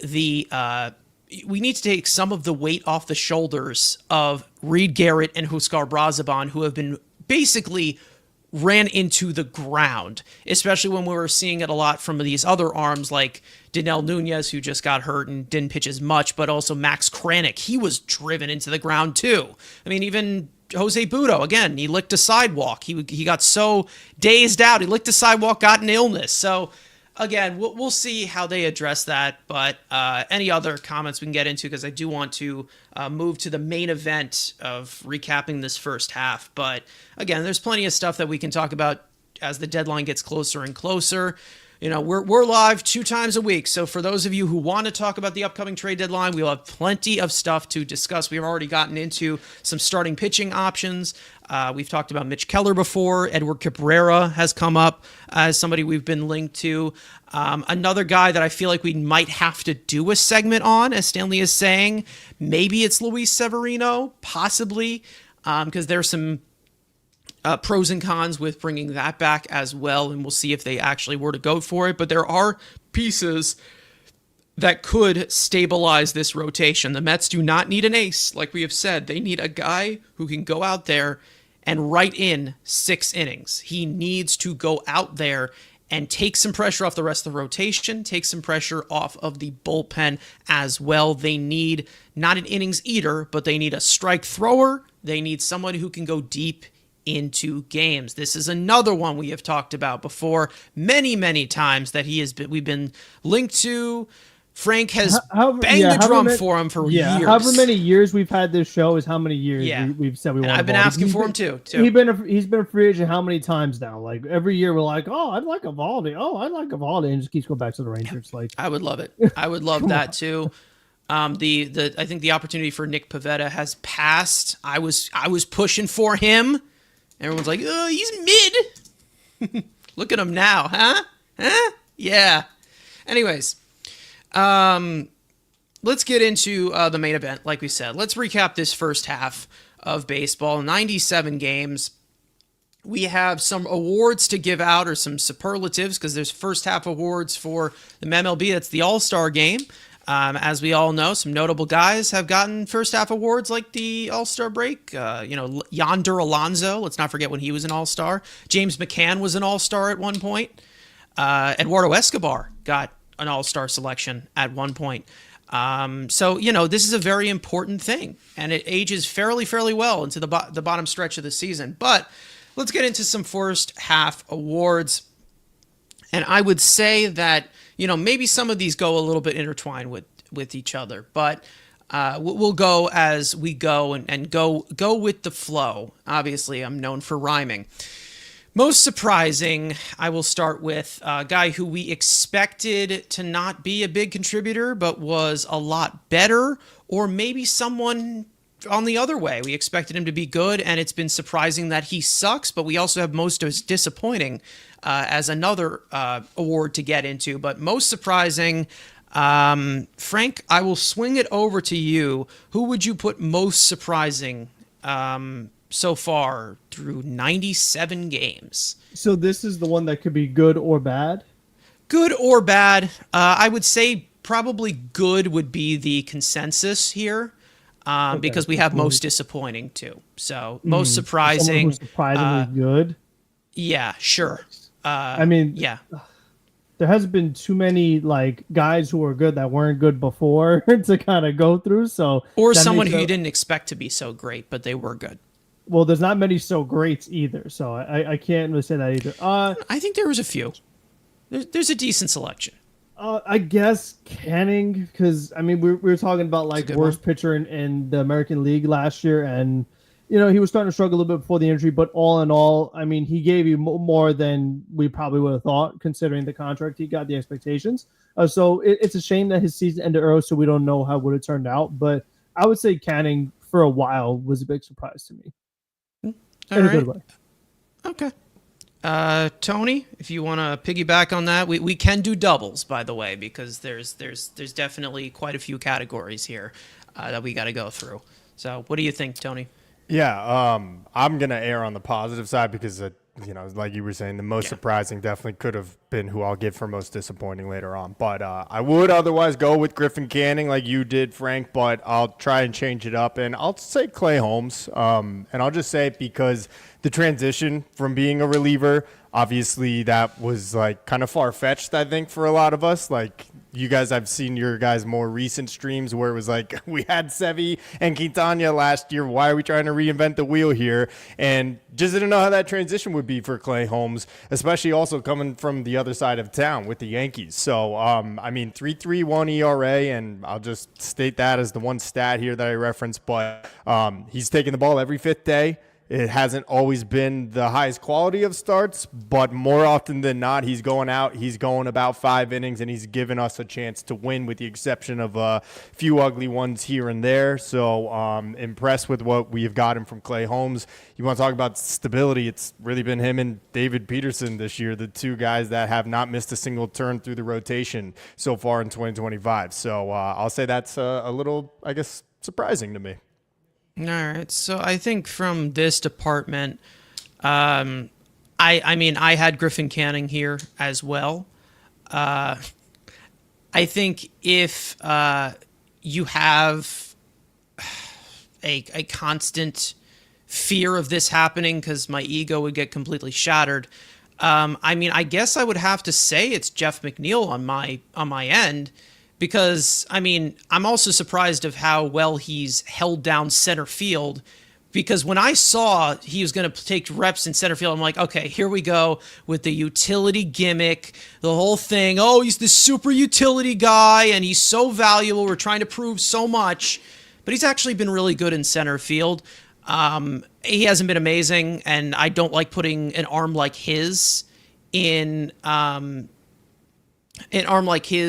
out there in the outfield, especially when you're adding on to Nimmo, who does not have the best arm whatsoever. So again, not the tools to be an outfielder, but he's been good. And then also at the plate, I wanted to see it sustain of this new stance, this new bat, this new mustache he's got. Everyone says he's got a new thing every year. So it's great to see him, benefit from the torpedo bat or the new stance or the new swing or whatever new thing that he's got. So it's definitely been surprising because I thought that he would be on his way out, but he's still here just to troll me. Anyways, let's get to a player who played as expected. Someone to your expectations. You knew he was going to be good. You knew he was going to be bad. And you're like, all right, here we go. This is what I expected, and it's no big deal, or it's, this is a guy right here. Frank, I'll go right back to you on this one. Somebody who played to the expectations. You knew that they'd be good or bad. It's whatever. This is a tough one. I'll say, oh man, this this is a tough one because I'm so hard on everybody that Yeah. it's hard for me to say. I guess Lindor is probably a safe one. Like Francisco would be steady. He's like, can he not have a terrible April May and just do what he normally does? And he has. It's really a shame they got hit in the foot, and that's kind of tampered him off a little bit, not quite where he was. But overall, he's still turning out very solid numbers. Depending on how his foot is feeling, still has a shot at another 30-30. Like he's still, I mean, made the All-Star team the first time. As a Met, we're like, that's bound to happen. We've been saying it year after year. It finally happened this season. So I'd say overall, he's been about where I expected. Like he could be a little better, but I mean, overall, he's still just been all around solid. All right. So, two expectations, Tony. Is there anybody that you knew something was going to happen and it happened? I would say Brandon Nimmo. And that's because we kind of know that Nimmo is streaky. So when I answer this, it's not because he's like consistent, but at the end of the year, he's always going to put up these same numbers. Like he has now become like that mid to low 20 home run type of bat. The OBP, yes, it has dropped off a little bit at the sacrifice of hitting for a little bit more power. But when Nimmo is right, this is a complete different lineup. And so at the end of the year, his numbers are going to be there. He has been okay in left field, though he's definitely taken a step back defensively from what we have seen over the past couple of seasons. But again, when he is going right, this Mets offense is usually doing much better. I know a lot of people say the Mets offense goes as Francisco Lindor goes. That is definitely true. But if there's anybody that I think comes next on that list, it might be Brandon Nimmo. So at the end of the day, Nimmo's going to get his. He's going to put up the numbers that we've come to expect from him over the years. So, yeah, he's pretty much fallen right in line with where I would have expected him to be at this point in the season. And honestly, maybe even a little better with how great he has been over the last 2 months or so. Yeah, I think that them finally realizing that he's not a cleanup hitter was definitely a big culture shock to the Mets. Like, wow, this guy's not a cleanup hitter. And he has been really good. We're not getting the walks that we were seeing from Brandon Nimmo and like a patented, he's walking twice a game. But we're still seeing that contribution from Brandon Nimmo after that slow start he had. It also seems like he's stealing some more bases recently as well. It seems like the foot's feeling better, sure. I mean, which he's is up good. To 10 already. So, he's up to 10. He had 15 last year, which he had to slow down afterwards with that foot injury. So it looks like the foot is feeling better. And going into a age 32 season, he's going to be here for a while. So, yep. I'm guessing we have an MVP category here. It's got to be Antoine Richardson, right? It's got to be the Mets' first base coach. What is this team stolen? Like, been only caught stealing 10 times in 90 tries or something? It's unbelievable what he's doing with these guys. Yeah, he's actually done a really good job too. That's definitely an MVP to point out as well. But we will get to that. I think, as expected, I mean, I don't have the old faithful James McCann here anymore to say that I just knew the dude was going to suck. Jeez.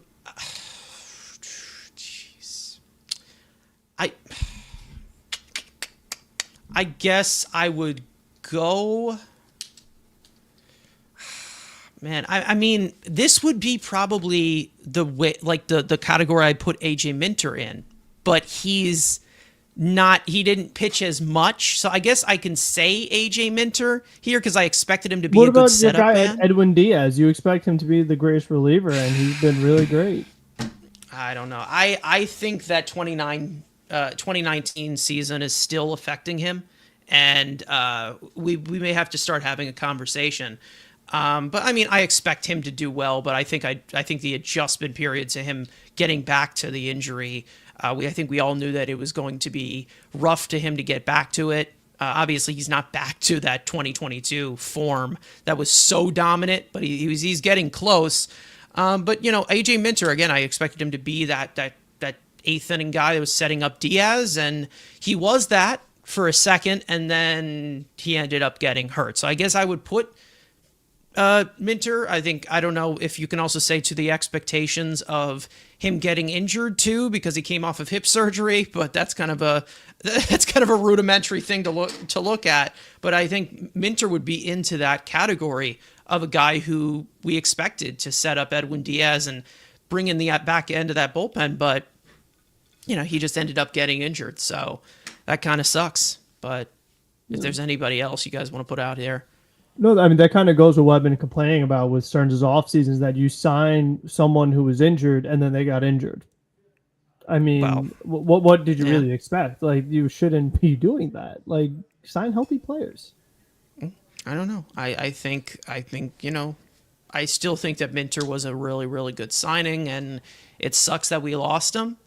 But again, as for guys who have disappointed us this year, there's been quite a few. Again, like we've said, we've talked about underwhelming before. There have been guys that have been disappointing. So, Frank, I will bring it right back to you. The most disappointing player on this team so far, 97 games. That's the key number here. Yeah, so I'm not going to take the guy that everyone wants me to take. I'll let Tony take him. So I'll take the other one. I'll take Vientos, only because, I mean, he was batting 2 in the playoffs, like National League Championship Series, Yeah. batting second. We talk about, new age philosophy. Your best, one of your best hitters bats second. That's where he was, and he was doing exceptional in the biggest moments, most pressure. He was handling it. And you're like, oh, if he could do great in the postseason, then a regular season should be a cakewalk next year. And it's been quite the opposite. I mean, I talked about it earlier, but people are like, oh, maybe they have to DFA him because he just have much roster value right now. If he's not hitting, he's not giving you anything else. And he was continuing to struggle. Had a good series against Kansas State. I hope he could build off of it. But so far, I mean, with where he's at, I mean, this guy only has 6 home runs. I had him like penciled in for a 30 home run season going into the year. And right now he's at 6. I mean, even in this hot stretch, not even a hot stretch, but it's a good series, still no homers. I mean, he's still just like not that same player that he was. Yeah.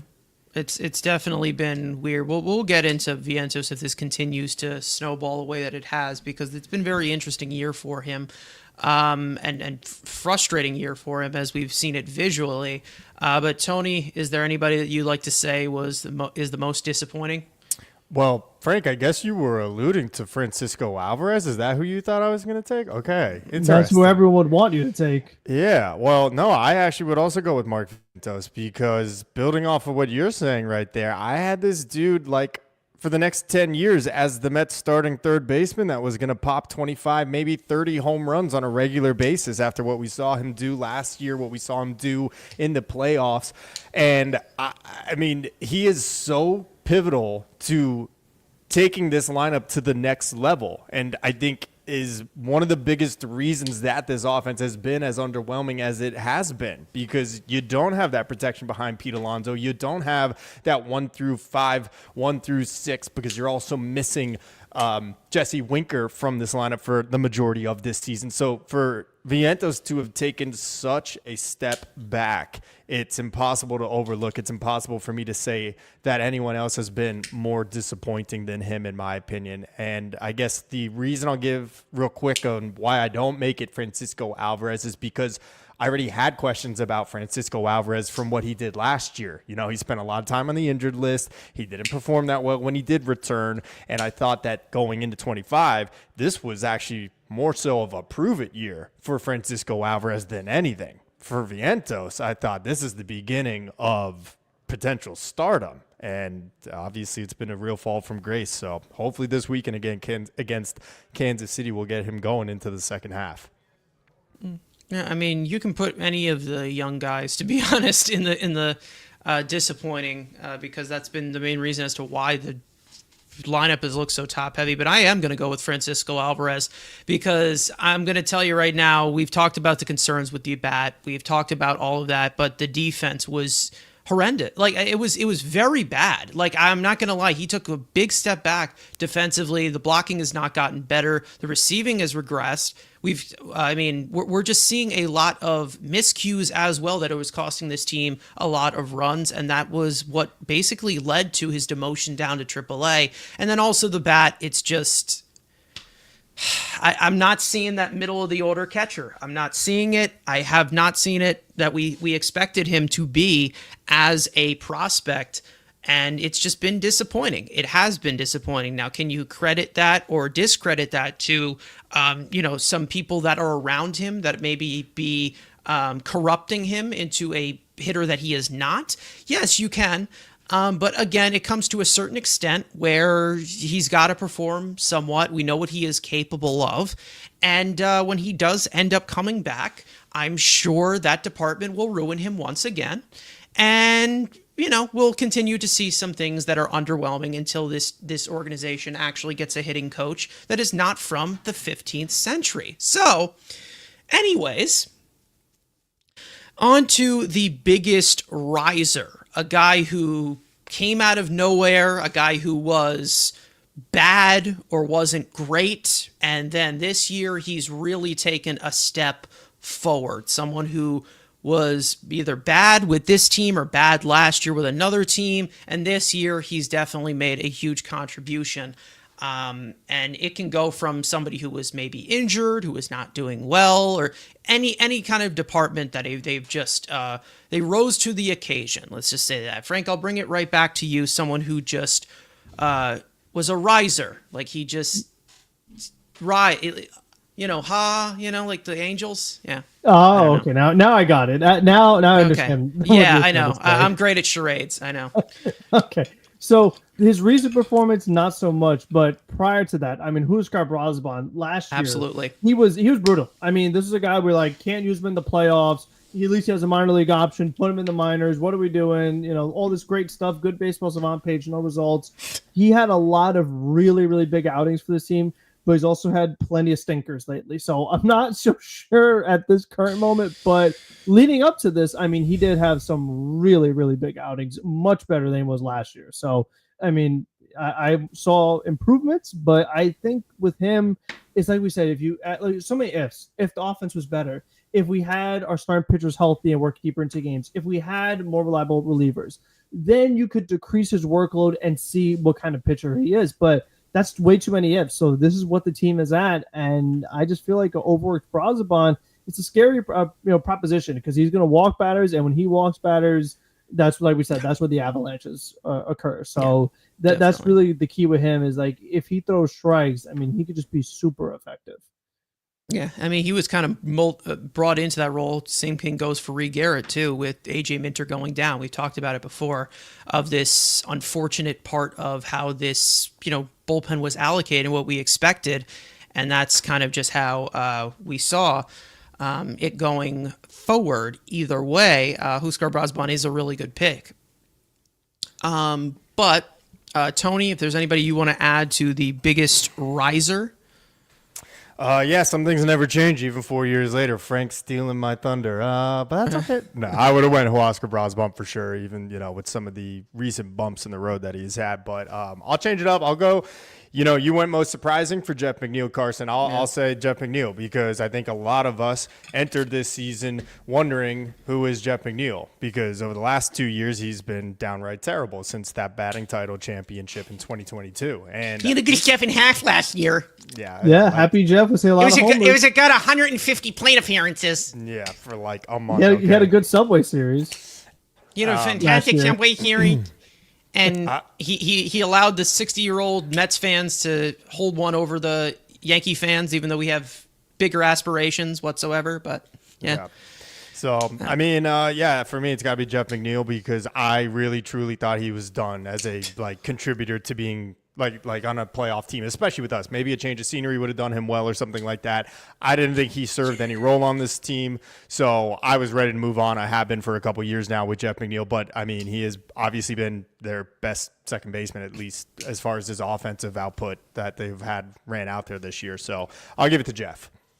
Yeah, as Odd Villain would say it, every uncle's favorite player. But he's definitely put more into the power department, which is good. What was it? The happy slappy Jeff is gone or whatever. So it's been a lot better. But either way, I will say. Whoa, which Frank are you talking to? Let me just get that straight. Which Frank are you talking to? You're talking to me or one in the about chat? Somebody in the chat. I don't know. All right. Please clarify because we are not gonna say I don't care about winning. We're not doing that. Yeah, all he cares about is Jeff McNeil's batting average. But anyways, biggest riser. I mean, again, this is somebody that I feel like was in this category and then just kind of slipped out of it, kind of like with AJ Minter. But I would have put Max Kranick in here because I feel like he came out of here from injury, burst onto the scene in spring training, we were like, oh my God, this guy has been fantastic. He's just mowing down hitters. And then he has this rough stretch. Now he's hurt, most likely out for the year. Maybe he has Tommy John surgery. So that's where he would probably go. Everybody else, it was always like, yeah, I mean, this is something I expected. Like, the Fab Four, like I expect them to do as well as they did. Do I just say Edwin Diaz? Because last year it was rough. And this year it's been better. 2 whole runs. So it's a reliever ERA, but he's up 2 runs. Yeah, definitely. Sure. And then he also has only blown 1 save this year. And that's really important for the All-Star voting. So, yeah. Obviously. So, again, yeah, obviously. Because closers are the only relievers in this game. That's basically how they look at it. But, again, can you tell we're not bitter? Anyways, yeah, I guess Max Krennic would go in this. But, again, it stalled off at the end there, but 97 games, a majority of those 97 games, I'd say that there was definitely a riser from that. And, again, that's a good answer. That's a good answer with how bad he was last year. That's a good one.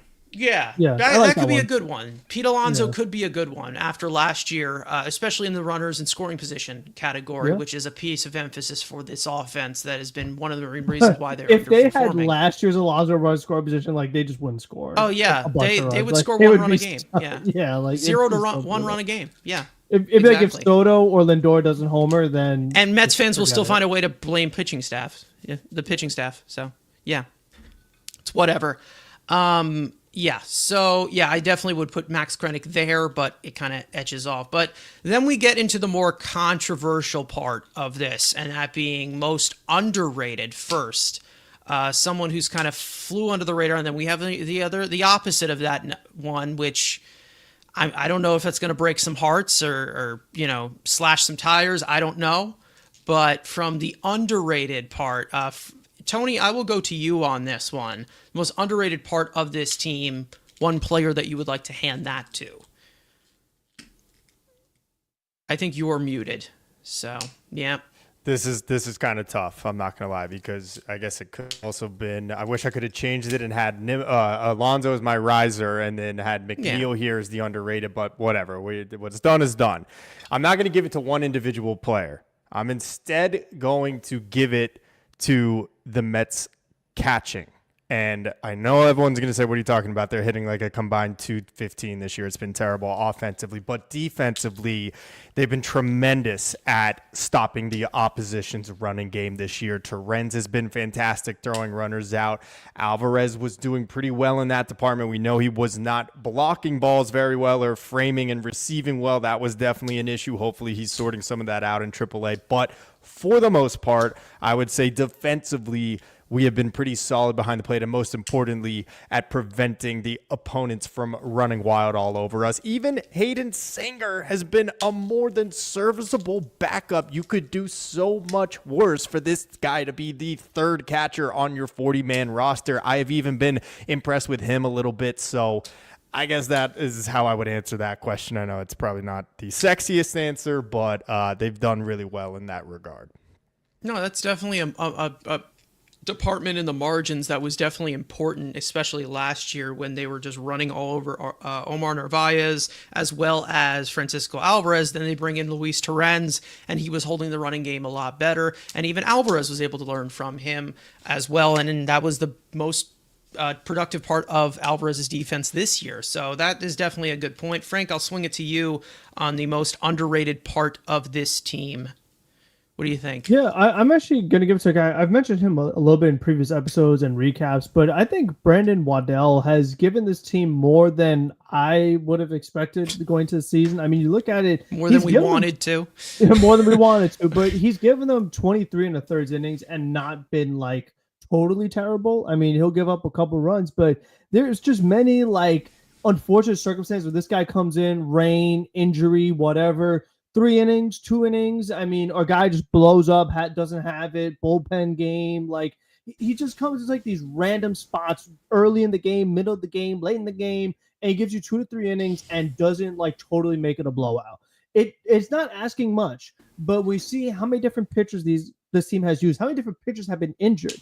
just to have a guy who comes in here, gives you a few innings, it doesn't totally kill you. It goes a long way to not totally overworking everybody else that's already overworked. Yeah, it's obviously just filling in those innings. We've said it, piecing it together, and that's kind of how this rotation is built. And the only way that helps is with the offense doing well and doing a lot better. I mean, listen, Waddell has definitely been 6 walks in 23 innings. Like that's crazy.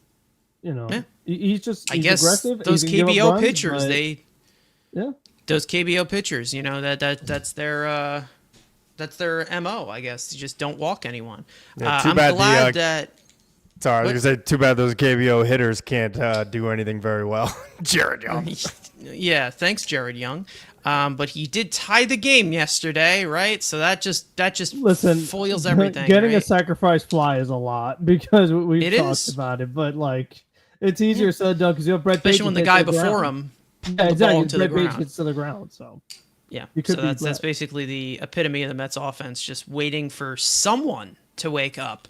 That would be very, very nice. Now, I'm glad that Tony opened the door for the defensive side of things.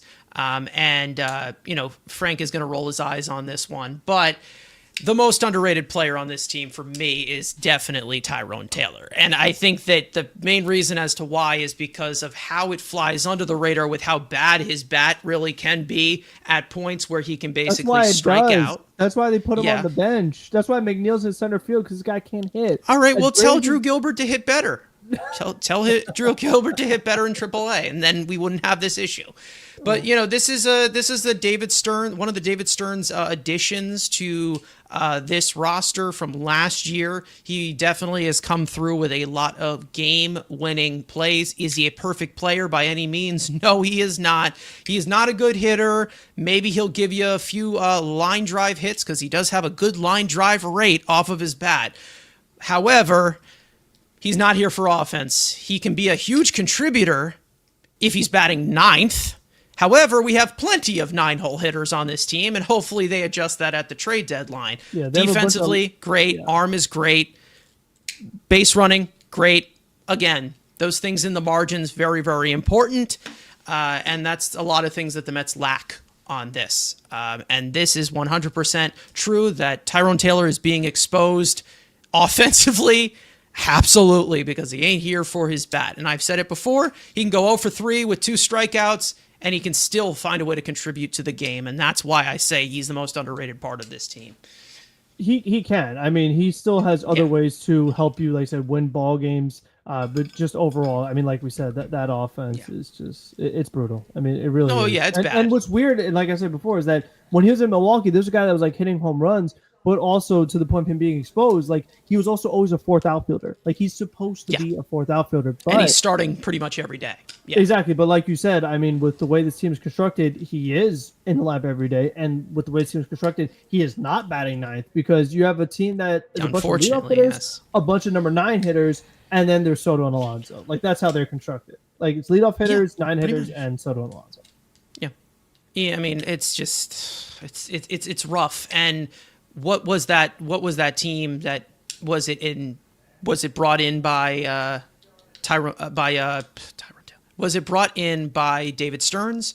It wasn't. Like a majority of this lineup was inherited by David Stearns. So again, that's the thing. It's like, what is he going to do with the balance of this lineup when he's inherited most of them? Hopefully they do make those changes, and I hope he makes that bat stamp. But Soto, Taylor, I guess Bader is another one that he brought in here. Like he's had like a few little ones, but he keeps getting the same guy though. I mean, how do you go from Taylor to Bader to Siri? I mean, do you not realize that like these are all the same players? You need players like that though. 3 of them? Like, I mean, come on. You need players. Well, especially when you got the entire lineup, nobody who wants to move. I mean, you got Lindor with a broken pinky toe. Nimmo almost had his foot cut off last year. Alonso runs like he's, he's about to shake the ground. Soto, when he wants to run, he'll run. Like, you need guys like that for the postseason, obviously. And, those are the types of guys you need. But the bat, again, is so brutal that it needs to be batting ninth. However, we're looking for maybe, I don't know. The reason as to why Tyrone Taylor's bat looks so brutal is because the kids, the baby Mets, have been so underwhelming in the bottom part of that lineup. And I think that's the main reason as to why people are just saying, well, Tyrone Taylor sucks, he needs to go. No, it's because all those young guys and the young youth and the baby Mets, they've been shit. And that is the main reason as to why Tyrone Taylor has to be batting 6th sometimes or 7th, which shouldn't be happening. Anyways, that gives us to the most controversial, and that being most overrated. Now, obviously, we don't want to bash our own players, even though we've done. We got odd villains killing me. Even though we don't bash our own players, but this is all fair criticism. Now, I do want to say this again. We do this all the time, and I just want to establish this. Overrated does not mean bad, okay? So we all know there's guys who are really, really bad. That doesn't make them overrated. Like guys like, let's see, guys who have come in here, Justin Hagenman. Like, he's bad. We know he's bad. He's not overrated. That doesn't make him overrated. Like guys like when Albert Almora was here, he wasn't overrated. He just sucked. We all know he sucked. So again, overrated. Guys that people are seeing as a good performance, that maybe it's not the best, and maybe, I don't know, that maybe it's being completely overhyped, and we just need to settle down and just see how it goes for the rest of the season. Frank, I will go to you. Who would you say is the most overrated going into the second half as we are at the All-Star break? Let's do it. Let's get controversial. So I'm going to go with a guy who seems to be like invincible to criticism because of his arm, Luis Torrens. Because everyone, when Francisco Alvarez was struggling at the plate, we know it's bad for his, but at the plate, everyone's like, he's a bum, he's fat, he's a bust, he needs to go, send him down. Make Torrens play every day. Torrens is so good. Just have Torrens start, get rid of Alvarez. It's all Torrens. But he's going to be so much better when he plays full time. Ever since he's played full time, he's been like way worse, like worse than Alvarez, worse than everybody. This guy, it's like a miracle if he gets a hit. His OPS is below 600. His batting average is supposed to be below 200. And this is when he got the full-time playing time that everyone's clamoring for. Now that he's playing every day, no one says anything. It's like when Alvarez, as soon as Alvarez has like a bad game offensively, oh, he needs to go. But Torrens could have like bad game after bad game after bad game. They don't care because his arm. Because his arm is so great that he is just like totally immune to criticism. Meanwhile, Alvarez is hitting a home run dang near every day, sometimes 2 a day, and I'm just watching Torrens with his, good ABs. He worked the count to line out. Like, what are we doing here? And like you said, when you have the baby Mets doing it, you have Tyrone Taylor having a competition with who could be worse. I mean, this is what we have, is Torrens every single day. Tony, can you tell that he's been holding that in for weeks? Yikes. I mean, I don't know. Frank, tell your favorite catcher to play better then. Like that again, he should have played better then, and he wouldn't have been demoted. No, he should have. Yeah. And listen, I mean, other guys too. I mean, Vientos has gotten away with worse. Acuna's gotten away with worse. I mean, they were pretty quick to pull the trigger on him. Defense, sure, but I mean, offensively, I mean, come on. Like you can't tell me that it's not this bad. Yeah, well, again, Alvarez also wasn't traded for just $100,000. So again, we have expectation for Alvarez. But the absolute like invincibility that this guy has, and the way everyone was clamoring to get rid of Alvarez just so Torrens could play. Like, and then as soon as it happened, everyone just shut up. And he played terrible, and no one cares. Nobody cares. He could never get hit again, and nobody would care. Like, his arm is that amazing. Probably not. I mean, yeah. I mean, if you're above league average throwing out runners, I get it, but it's like, come on. Hey, somebody had to replace the fan favorite of Louis. While we're at it, like, I mean, this is a joke. We have a new Lewis. We have a new Lewis that everybody clamors for. That's a role player that's not good. You're right. He is filling in for Luis Guillorme very good. As like this immune, everything is perfect no matter how bad he is offensively. It's fine. He's a ball player. He's a ball player. Anyways, Tony, is there anybody you want to put in the overrated category of people jumping the gun and putting them on a Wheaties box already? I hate that you're going to do this to me. I really do, because I'm going to just look like such a jerk off for this. But I got to just say it. Francisco Lindor, okay? I love Francisco Lindor, okay? Hear me out. Let me just get it all out. Love Francisco Lindor. But he is very, very streaky, as we know. He got off to a little bit of a slow start. Then he kind of picked it up in the middle of April. Then he was really hot. He was winning games with walk-off home runs for them. And now it seems that there doesn't go at least a single 3-game series where we don't see like an 0 for 5 with 3 Ks in his line, right? It's like consistency is sexy. That is like something that you want to see from the MVP, who I have a really great answer for that, by the way. You're going to love it. But I just need a little more consistency out of Lindor. It doesn't seem to be such a surprise that June, the worst month of the season so far for the Mets in 2025, coincided with this huge slump from Francisco. Over his last 30 games, just a 210 average, 280 on base percentage. I mean, he's been bad for the last 30 games. That's really, really bad. And I am so glad he got this All-Star appearance, even if he's not totally deserving this year of it. He should have got it last year and probably other seasons that he's been here with the Mets so far. But, I mean, the OPS last year was 844. It's at 787 right now. And I fully believe he's going to end the year with his 30-plus homers, close to 100 RBIs, and an OPS above 800. I'm not going to say 830, 840, but hopefully in that range, and all will be well. But it's the ups and the downs sometimes with the guy that, you know, is one of the most crucial and important parts of this lineup to keep them consistently winning, and we just haven't got that consistency out of Francisco Lindor. And lastly, his defense is taking a little bit of a step back this year. We can all admit that. That is another thing that I think has been glossed Tony, over, obviously. How could you not mention that this guy he forgot how to slide? I mean, I don't know what happened, but how many times has this guy going into second base, I don't know if maybe because of the back thing in Philadelphia where like he had like the weird thing happen and he's afraid to slide. But the way this guy falls asleep on the bases and he gets doubled off or just doesn't slide to prevent a double play all the time. And then defensively, like you mentioned, Tony, it's not even like he lost his defense. He just misses routine plays. Like they'll just hit the ball to the ground. He drops it. There'll be a runner running to second. He throws to second instead of throwing to first. It's just like these mental lapses that he has on the field way too frequently.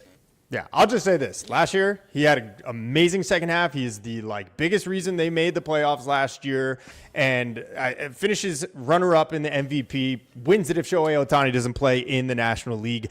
He's not even close to playing like an MVP this year. That's all I'm saying. Love him, and I know he's going to turn it around, but right now I'm not seeing the same Lindor we saw last year.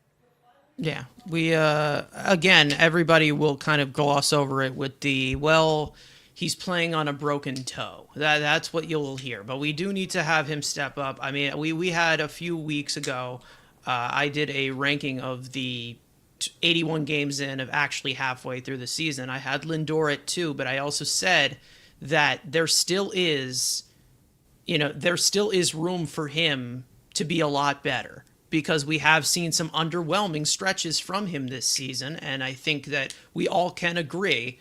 But I do think he will get it going, but I think Tony is onto something there. Cause he's had quite a big wave of ridicule, like just with Soto here of how mediocre he was for 2 months. Yeah. There was times where there was some points where Lindor deserved some of the flack and he didn't get much of it because coming off of the MVP caliber year that he did have last year. So again, yeah. I will say in fairness to Lindor and how much could the toe be affecting him. I mean, look at the kind of season Mookie Betts is having right now. This is a guy that right now is below league average offensively after he was awesome last year. So these are two guys, both have very similar injury and both are just not looking good at all.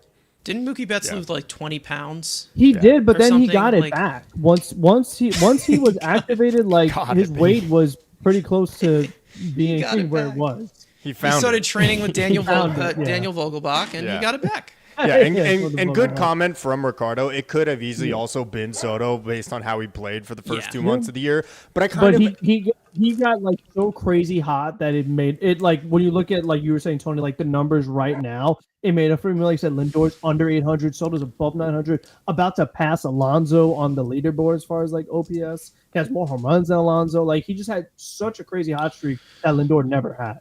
Yeah, and I kind of expected there to be a little bit of growing pains with Soto coming to the Mets, leaving the Yankees, another added, narrative behind all of that. And, of course, being paid $765 million as a 26-year-old. I expected that it might not be great out of the chute, but clearly looks more comfortable now. So that's we know what we were supposed to expect out of Francisco Lindor. He's and got close. 14 and a half years left to prove that. We know what Francisco Lindor has been here for quite a while. For me, I'm sorry. I have to do it. I was getting shit for it earlier on, but I'm really Brett Beatty, enough already. Please stop. Please, enough with this. He has been really good defensively at third base. I will agree. He has. He's made strides defensively, and he definitely has looked better than Mark Vientos at third base. But that doesn't mean that this is the full-on breakout of Brett Beatty, and this is the Brett Beatty summer where we make all the TikTok edits of him looking sexy, okay? He has a 94 weighted runs created plus. He has a OBP below 290. I mean, yes, he has 9 home runs. He's driven in 30, and he's been really good with runners in scoring position. But overall, this isn't your third baseman of the future. He isn't. And I've said it so many times with Brett Beatty. He is a first-round pick. He comes with expectation. He ain't it. He's not good enough. He just isn't. He's not doing it for us. It doesn't do enough. And if he is good defensively and a below league average bat, that makes him a bench player. And if you think that being a bench glove is enough value from wasting a first round pick on, I don't know what to tell you. He's just not good enough. The bat is the same it has always been. He's hitting the ball a little bit harder, still pounding it into the ground, still can't hit secondary stuff. And the consistency is still the same. And obviously, he has been the best performer of the kids. That's not hard to do. Mark Vientos has been terrible. Francisco Alvarez has not been good either and banged up. Acuna has not been good whatsoever at the plate. And then, who am I missing? Mauricio, just coming back from an injury, and he's had some struggles. We have legitimate, I don't understand where we're going with this, where people view it as, well, he's just so young. He's 25 years old. 25. If this is the Brett Beatty breakout, if this is what we're talking about, as one of the most advanced at bats, by the way, in the draft class that he was at, this is not good enough. It's not. He has a 94 weighted runs created plus. That's a career high for him. So yippee. Yippee. He had 2 months in May where he was showing something. We needed to see more. One thing I will say, Beatty's actually been rosterable this year. He's not been a minor league player this year. But for me to say he's rosterable in his, third season of a lot of playing time says a lot, doesn't it? It does say a lot. And it's not like Brett Beatty was a late first-round pick. This guy was in the lottery. This guy was in this lottery. And we can say this, Game for War saying, I can't blame Beatty when you consistently get bad hitting coach. And that I agree with. I agree that our hitting coach is, basically the equivalent to a monkey with a typewriter. But when it comes to Beatty, he's always had these issues before he even met Eric Chavez, before he even met Jeremy Barnes. This was somebody, they said, this is one of the quickest bats, one of the advanced hitters of an advanced approach. However, he hits the ball on the ground too much. And we are still seeing it. Still over 50% in the ground ball rate. Again, it's diminished compared from 55 to 50%. But when are we going to wait for it to get to 45% or 40%? When he's 33?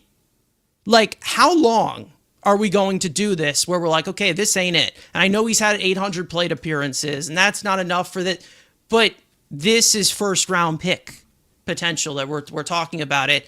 I'm not even seeing a top 150 pick. I'm not even seeing a top 200 ranked prospect that he was. He's just not good enough. He isn't good enough. He's not the future of the hot corner here. And I'm done giving I'm just done giving out the Girl Scout cookies to guys who came with expectation and have not met it whatsoever. Have there been improvements? Yes. But slight improvements is no improvement when the guy is 25 years old, about to be 26. I'm just so tired of this constant saying, well, Beatty is still the future, and he hasn't been. He has not looked like it whatsoever. He got jumped by Mark Vientos. And if Mark Vientos was hitting, I know, big if, guess who's a bigger if? Brett Beatty, who hasn't seen, like, that's the thing. It hasn't shown that. He hasn't.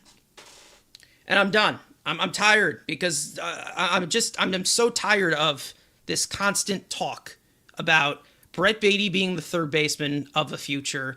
Brett Beatty is coming around. Brett Beatty is this. Brett Beatty is that. We need to see something because Mark Vientos showed you something last year, and it wasn't the lack of consistency. Vientos has fallen off here. And if Vientos continued, we'd be talking about Brett Beatty in a different light of somebody who we expected to contribute with his glove and his bat. He's contributed with his glove, I will say that, but I'm not seeing it. I am not seeing this fantastic everyday third baseman that people are seeing. Again, the bat needs to be something of contribution from the third base position. And we all know that guys who are good defenders at third base are not considered the best third baseman in this game.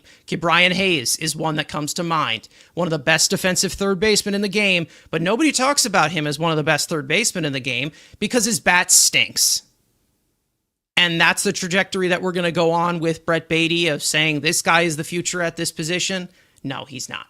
He ain't. If anything, you guys want to add with that, because I'm done with this discussion. This is what he is. There's no ceiling. There's nothing that he can rise to. This is it. This is Brett Beatty. He's shown you this through almost 900 plate appearances in his career. I don't know how long we can continue to do this until he's like 33. Like, what are we going to do? Like, how long are we going to do this and continue to kid ourselves that this guy just ain't it? He ain't the future at this position. He's nowhere near the guy that's going into the rafters this week. Nowhere near that. Nowhere near it. And he's nowhere near the guy that came after him in J.D. Davis. Nowhere near that either. I'm done.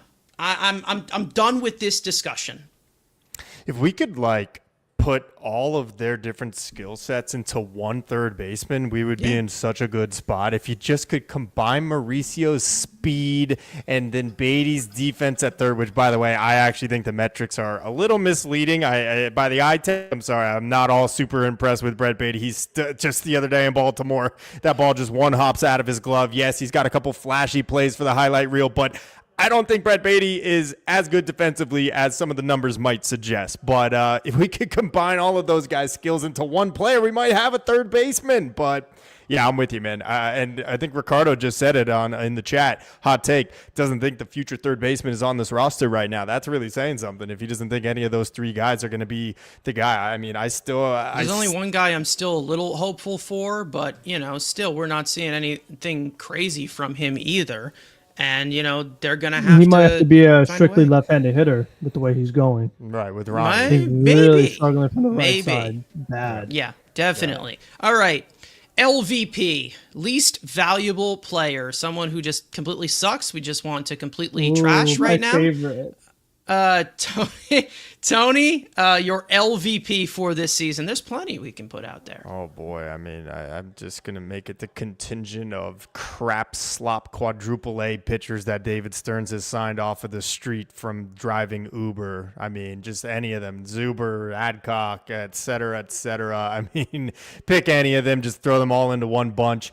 I mean, those bullpen games that we saw from the likes of those types of pitchers was just completely unacceptable. I mean, I get throughout a 162 and with the injuries that the Mets have had, it was necessary, but we cannot survive doing that too much longer. Luckily, it doesn't look like we're going to have to do that here for very long anymore with all the guys getting back to health in the rotation. But I would just make it all of those guys encompassed into one pick as being the biggest letdown, the least valuable, the least, production positive that we have gotten from any of the other possible areas of this team. All right. Frank, is there anybody else you want to add to the pile here? Yeah, definitely. I'm going to go with my guy, the one that I still can't believe they paid this man this amount of money, Paul Blackburn. I mean, they gave him $4 million after he was bad and hurt last year. Then he comes back to do what? Be more hurt and be more bad. I mean, he is now, he's 0 he's 0-3. He's got 6 games played, ERA of over 7.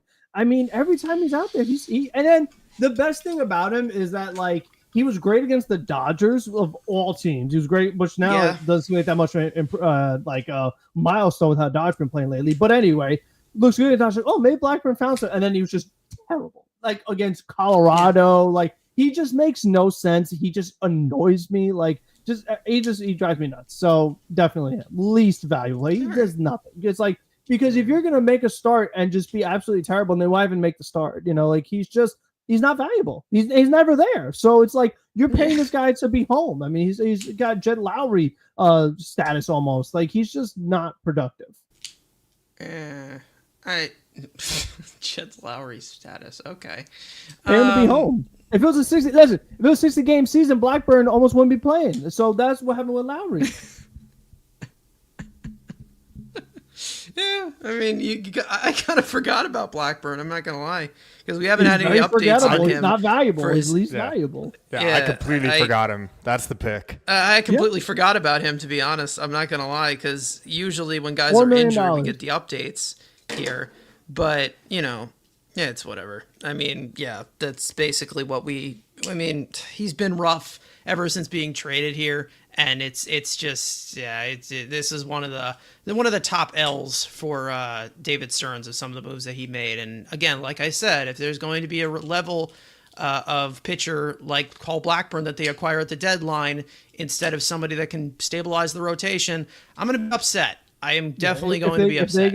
If they get another one, I'm going to lose it. And we talk about, since the All-Star break, 2022 All-Star.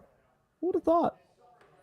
Yeah, If I can actually just add a real quick one before you go, sure. Carson, I hope it's not a guy. Okay, so I said all the bullpen pitchers, but the essential workers, as someone just called here, odd villain, great comment. But I'm actually going to go with Jose Siri, and the reason is twofold. Number one, obviously, because Jose Siri, they traded Eric Ortze to Tampa, who has been really solid for them in relief, shoved against the Mets.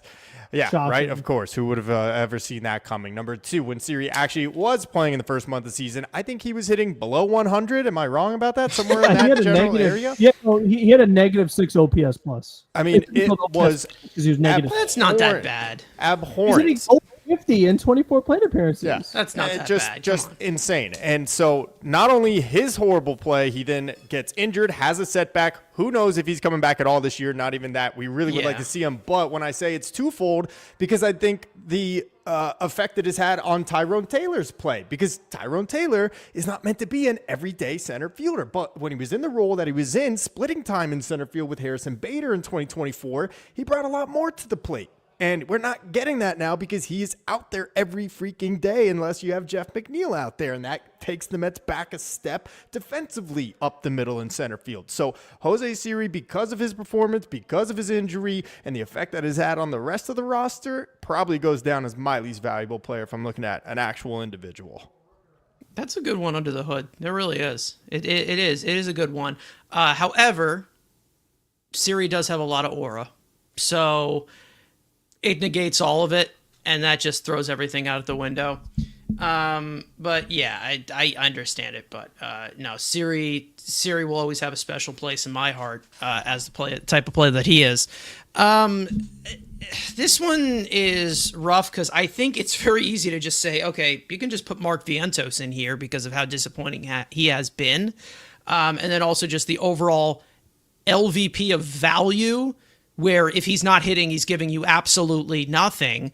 But he's actually statistically the least valuable because he has a negative 0.6 WAR. He is technically, yes, statistically he is. I guess, can I put Jeff McNeil here because he just gets our hopes up? No? Stanek Can't is also negative 0.6. Is Stanek, we can't, I mean, reliever WAR, whatever. But and Blackburn's right there with him. But yeah, Blackburn's right there with him. I mean, Blackburn's a good one. Siri is a good one. Let's see. Whew. Let's go McGill. That's a good one. McGill is a good one. I could put Alvarez there too, if you want to smile back at me. It's not over yet. Let's see. Acuna. I mean, Jared Young you could put there, but he got us a sack fly. He got us a sack fly yesterday, so that negates everything, and recency bias is everything. I guess Jared Young, because I did have him 28th out of 28 in those rankings, if you do remember, Frank. So I guess I'll go with Jared Young on that. The MVP, we can go on in a more unconventional way, or we can just go the guy who's the MVP. I don't know. The least valuable person is Jesse Winker's physical trainer. That's a good one. There's a lot of trainers who are not very valuable, especially in the pitching. Yeah.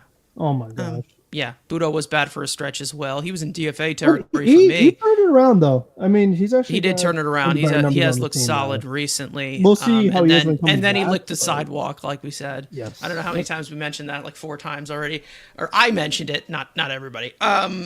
So MVP, Tony, you said you had a really good one for this. So I do.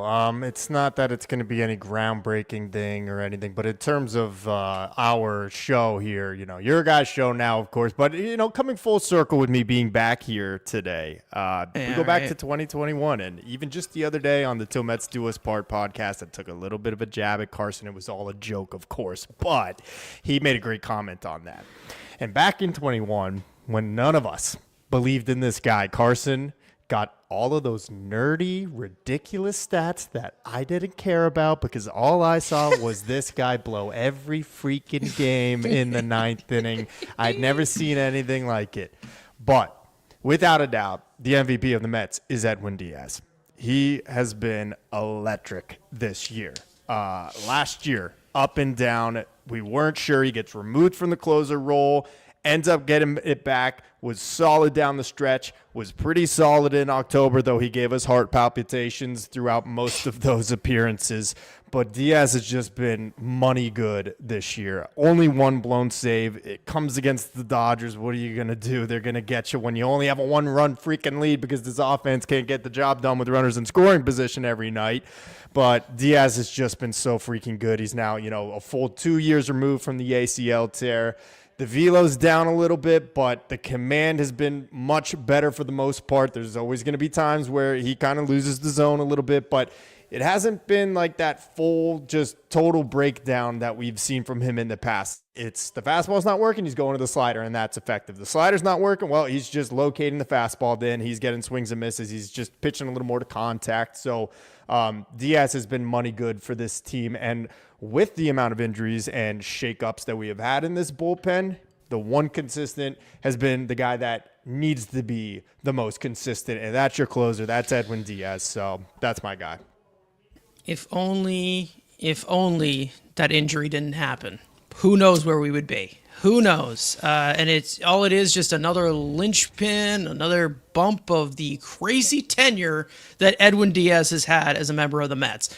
Listen, this goes without saying at this point. Like I'm not someone who will just bring him up constantly these days. That's my number one guy. It's my favorite Met. He always will be. I'll always be in his corner. But that's what you expect. And when I see people like, well, I don't like putting him on with runners on, and I don't like putting him on for 2 innings. This is your $102 million closer. So he better be ready to go if he's ready to go. I don't want to hear that Josh Hader shit of, oh, I'm only going out in the 9th inning for 1 inning. Like, I don't want to hear it. That's $102 million that you just gave to him. So he better be ready to go. And I believe that he will be ready to go. And he will be able to produce. Every closer blows games. It happens. But he's been very, very sharp. So I agree with that. You can put him in the MVP conversation. Frank, I think there is an obvious one that we can all point out, of course. If you want to go with that one, I'm sure we'll do some improvising at the end there. But yeah, I got to take Big Pete. I mean, the right. RBIs, it's just like with how the rest of the team has been. And it's like if we could mathematically, I mean, it's possible, but if you went like rest of team, average runner scoring position versus Pete Alonso, I mean, it's got to be like more than 100-point difference. Like it has to, because like it is just a whole other level of how much better he's been than literally everybody else on this team with men on base. Like it's crazy. I mean, the fact that you have like a guy in Juan Soto who's this huge home run hitter, 23 home runs, but Pete Alonso still has more than 20 RBIs in him is pretty crazy, especially that like Soto bats in front of Pete. So it's like he should be the one driving in the guys, like driving in Lindor, driving in Nemo. Like there shouldn't be as many RBIs available to Pete, but he still is able to do it. So, I mean, for me, it's like, like I said, if they didn't have him hitting with men on base, they'd have nobody hitting with men on base. And then if you thought they struggled scoring runs to begin with, I mean, forget it. So it's also really good that they kept him. And the fact that we even discussed Mark Vientos at first base when this guy can't get down to grab a ball from third. Can you imagine Mark Vientos trying to pick it at first and like stretch at first with his feet? I mean, he can't move. That would have just been the biggest disaster. So luckily, bringing back Pete saved us from that too. Yeah. I mean, yeah, who would have thought what would have happened? I don't know. But again, they brought back Pete, obviously just based off the year that he had last year. His market was completely just disintegrated, and comes back, and he's been, Pete again. It's nice to, people are saying it's nice to have Pete back and to re-sign him because we all love him. No, it's nice to have this Pete Alonso back, the one who's the main run producer, coming up big when we need him to. I mean, ever since that one swing in Milwaukee, it's just been a different level from Pete Alonso, just been completely different. And I thank Devin Williams for fixing our big polar bear. I think the final of the night is my MVP pick, and obviously the process of elimination. There's Edwin Diaz there. You have Pete Alonso. There's other guys, but is it only right? Is it only right? Yes. Ricardo saying Peterson is the MVP. I guess I got to sit here and agree with him. I mean, again, with David Peterson, we've given him his props, especially over this last month of what he's been able to do. He had a little bit of a rough stretch there, but he was able to get back on the horse and be able to do what he can do. But he's been doing what nobody else in this rotation has been able to do, and that being going deep into games. And he's been one of the lifesavers for saving the bullpen as well, and what he's developed into since he got his hips that do not lie, thanks to Shakira.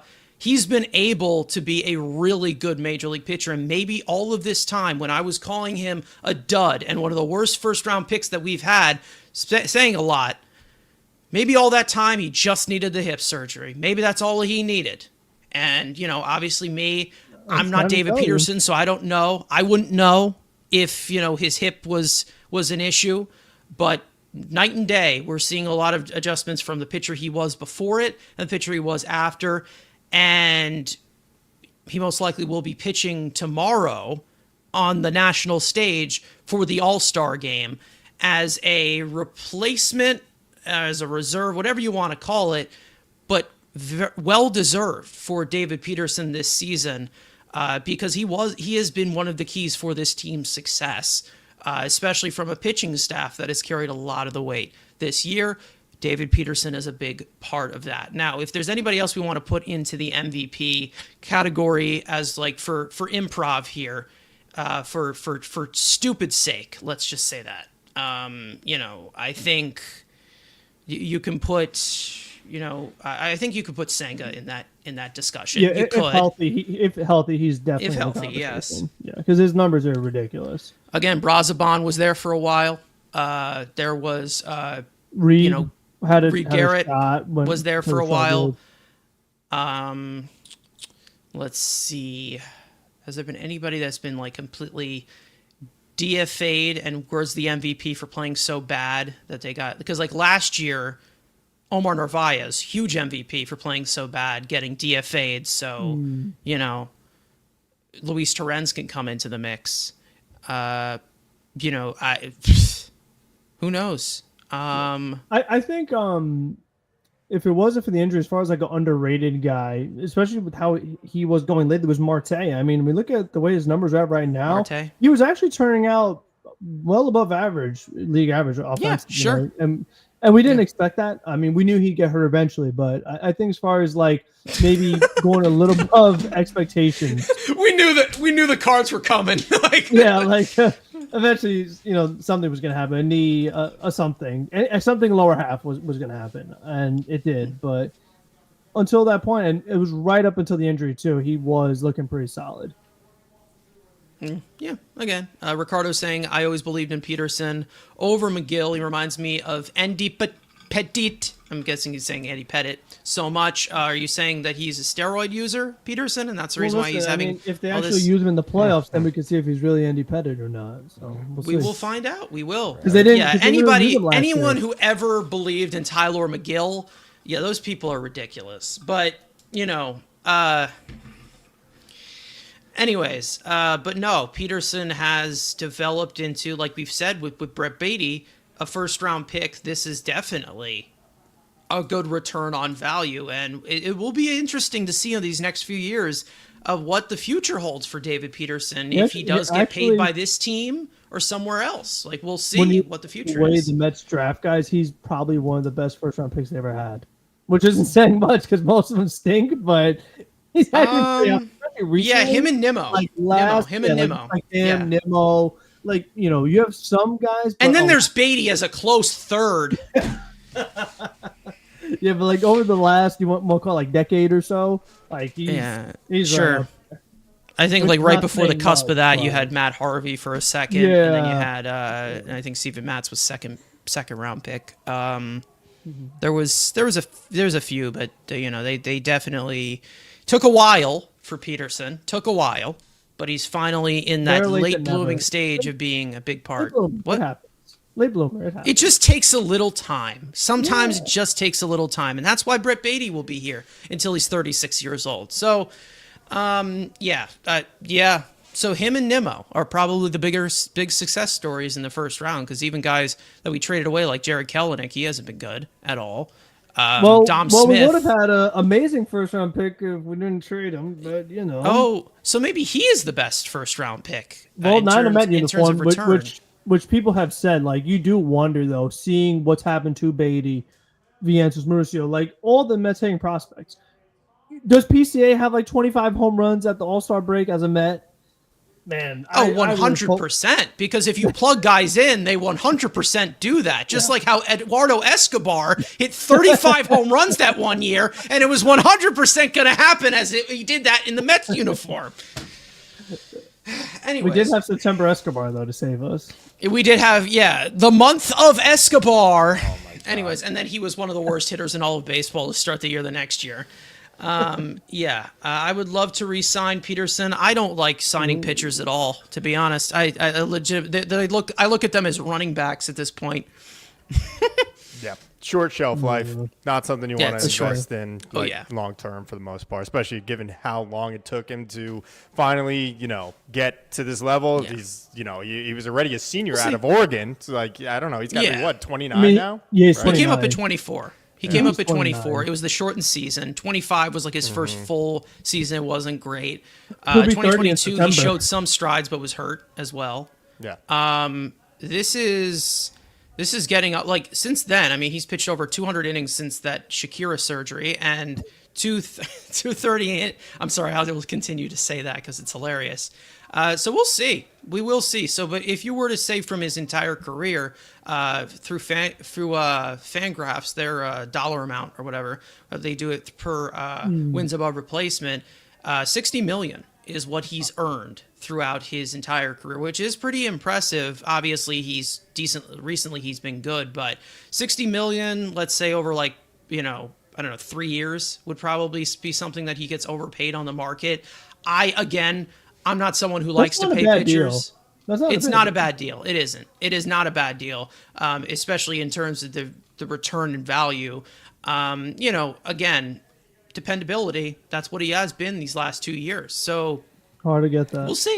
Again, like I said, we'll see what the future is because he is a free agent. Not this at the end of this year, but the end of next year, he will be a free agent. So we'll see how that is looked at. We will see. Which, if he has a good year next year, then you're looking at like 3 straight years of being solid. Like that. That's going to get you some money for sure. Yeah, and the Angels are going to love him.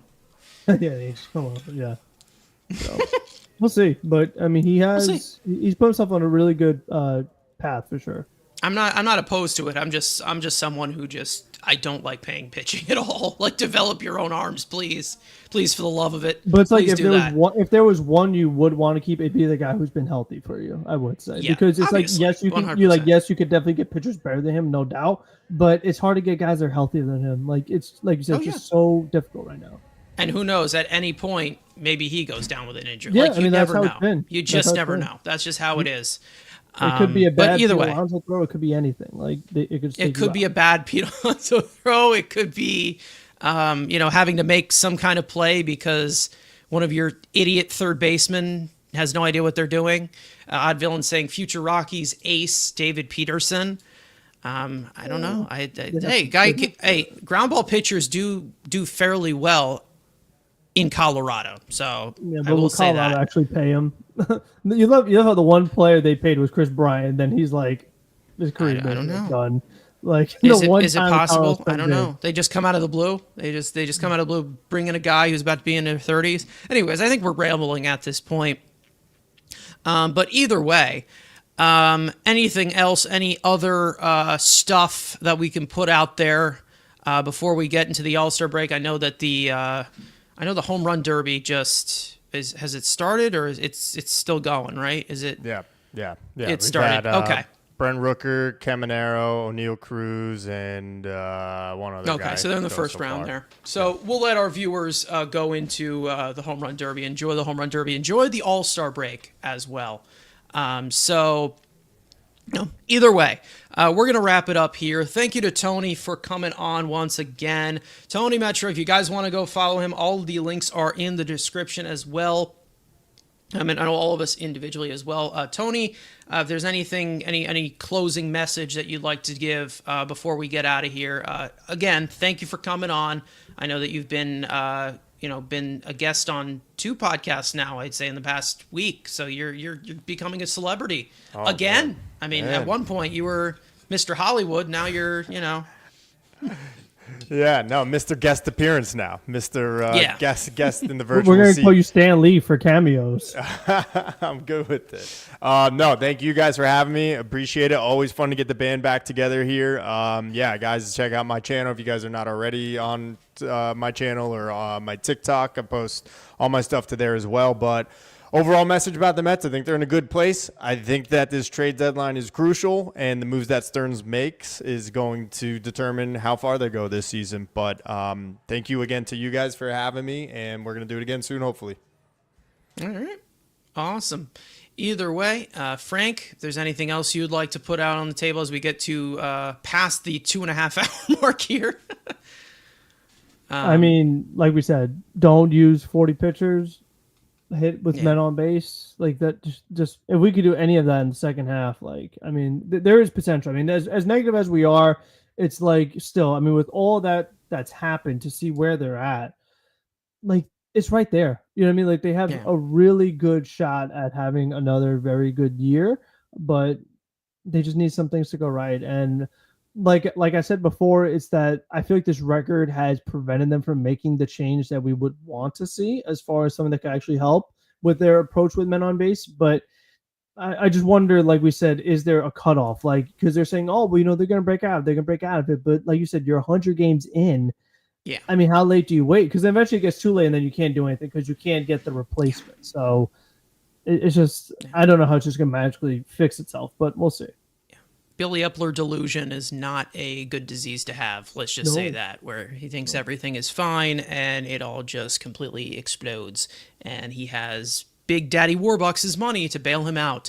Anyways, we're going to wrap it up here. Thank you guys so much for watching. We hope you guys enjoyed the conversation. Thank you to Tony once again for joining us on the panel today. For those of you watching or listening on playback, you want to join the conversation in the future, make sure to subscribe to the Mets Weekly YouTube channel and turn on those post notifications to know when we go live. Make sure to follow Mets Weekly on X and on TikTok. Follow all of us individually. Frank's post games, obviously, when games start up again, because we have quite a little bit of a break here.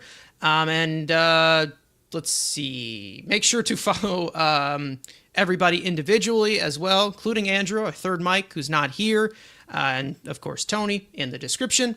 And finally, let's go Mets. And also, everybody enjoy the All-Star break. Enjoy meaningless baseball. Enjoy fun things in front of you where you don't have to sweat out the New York Mets until we are back again at the end of the week. We will see you guys next time. Peace out.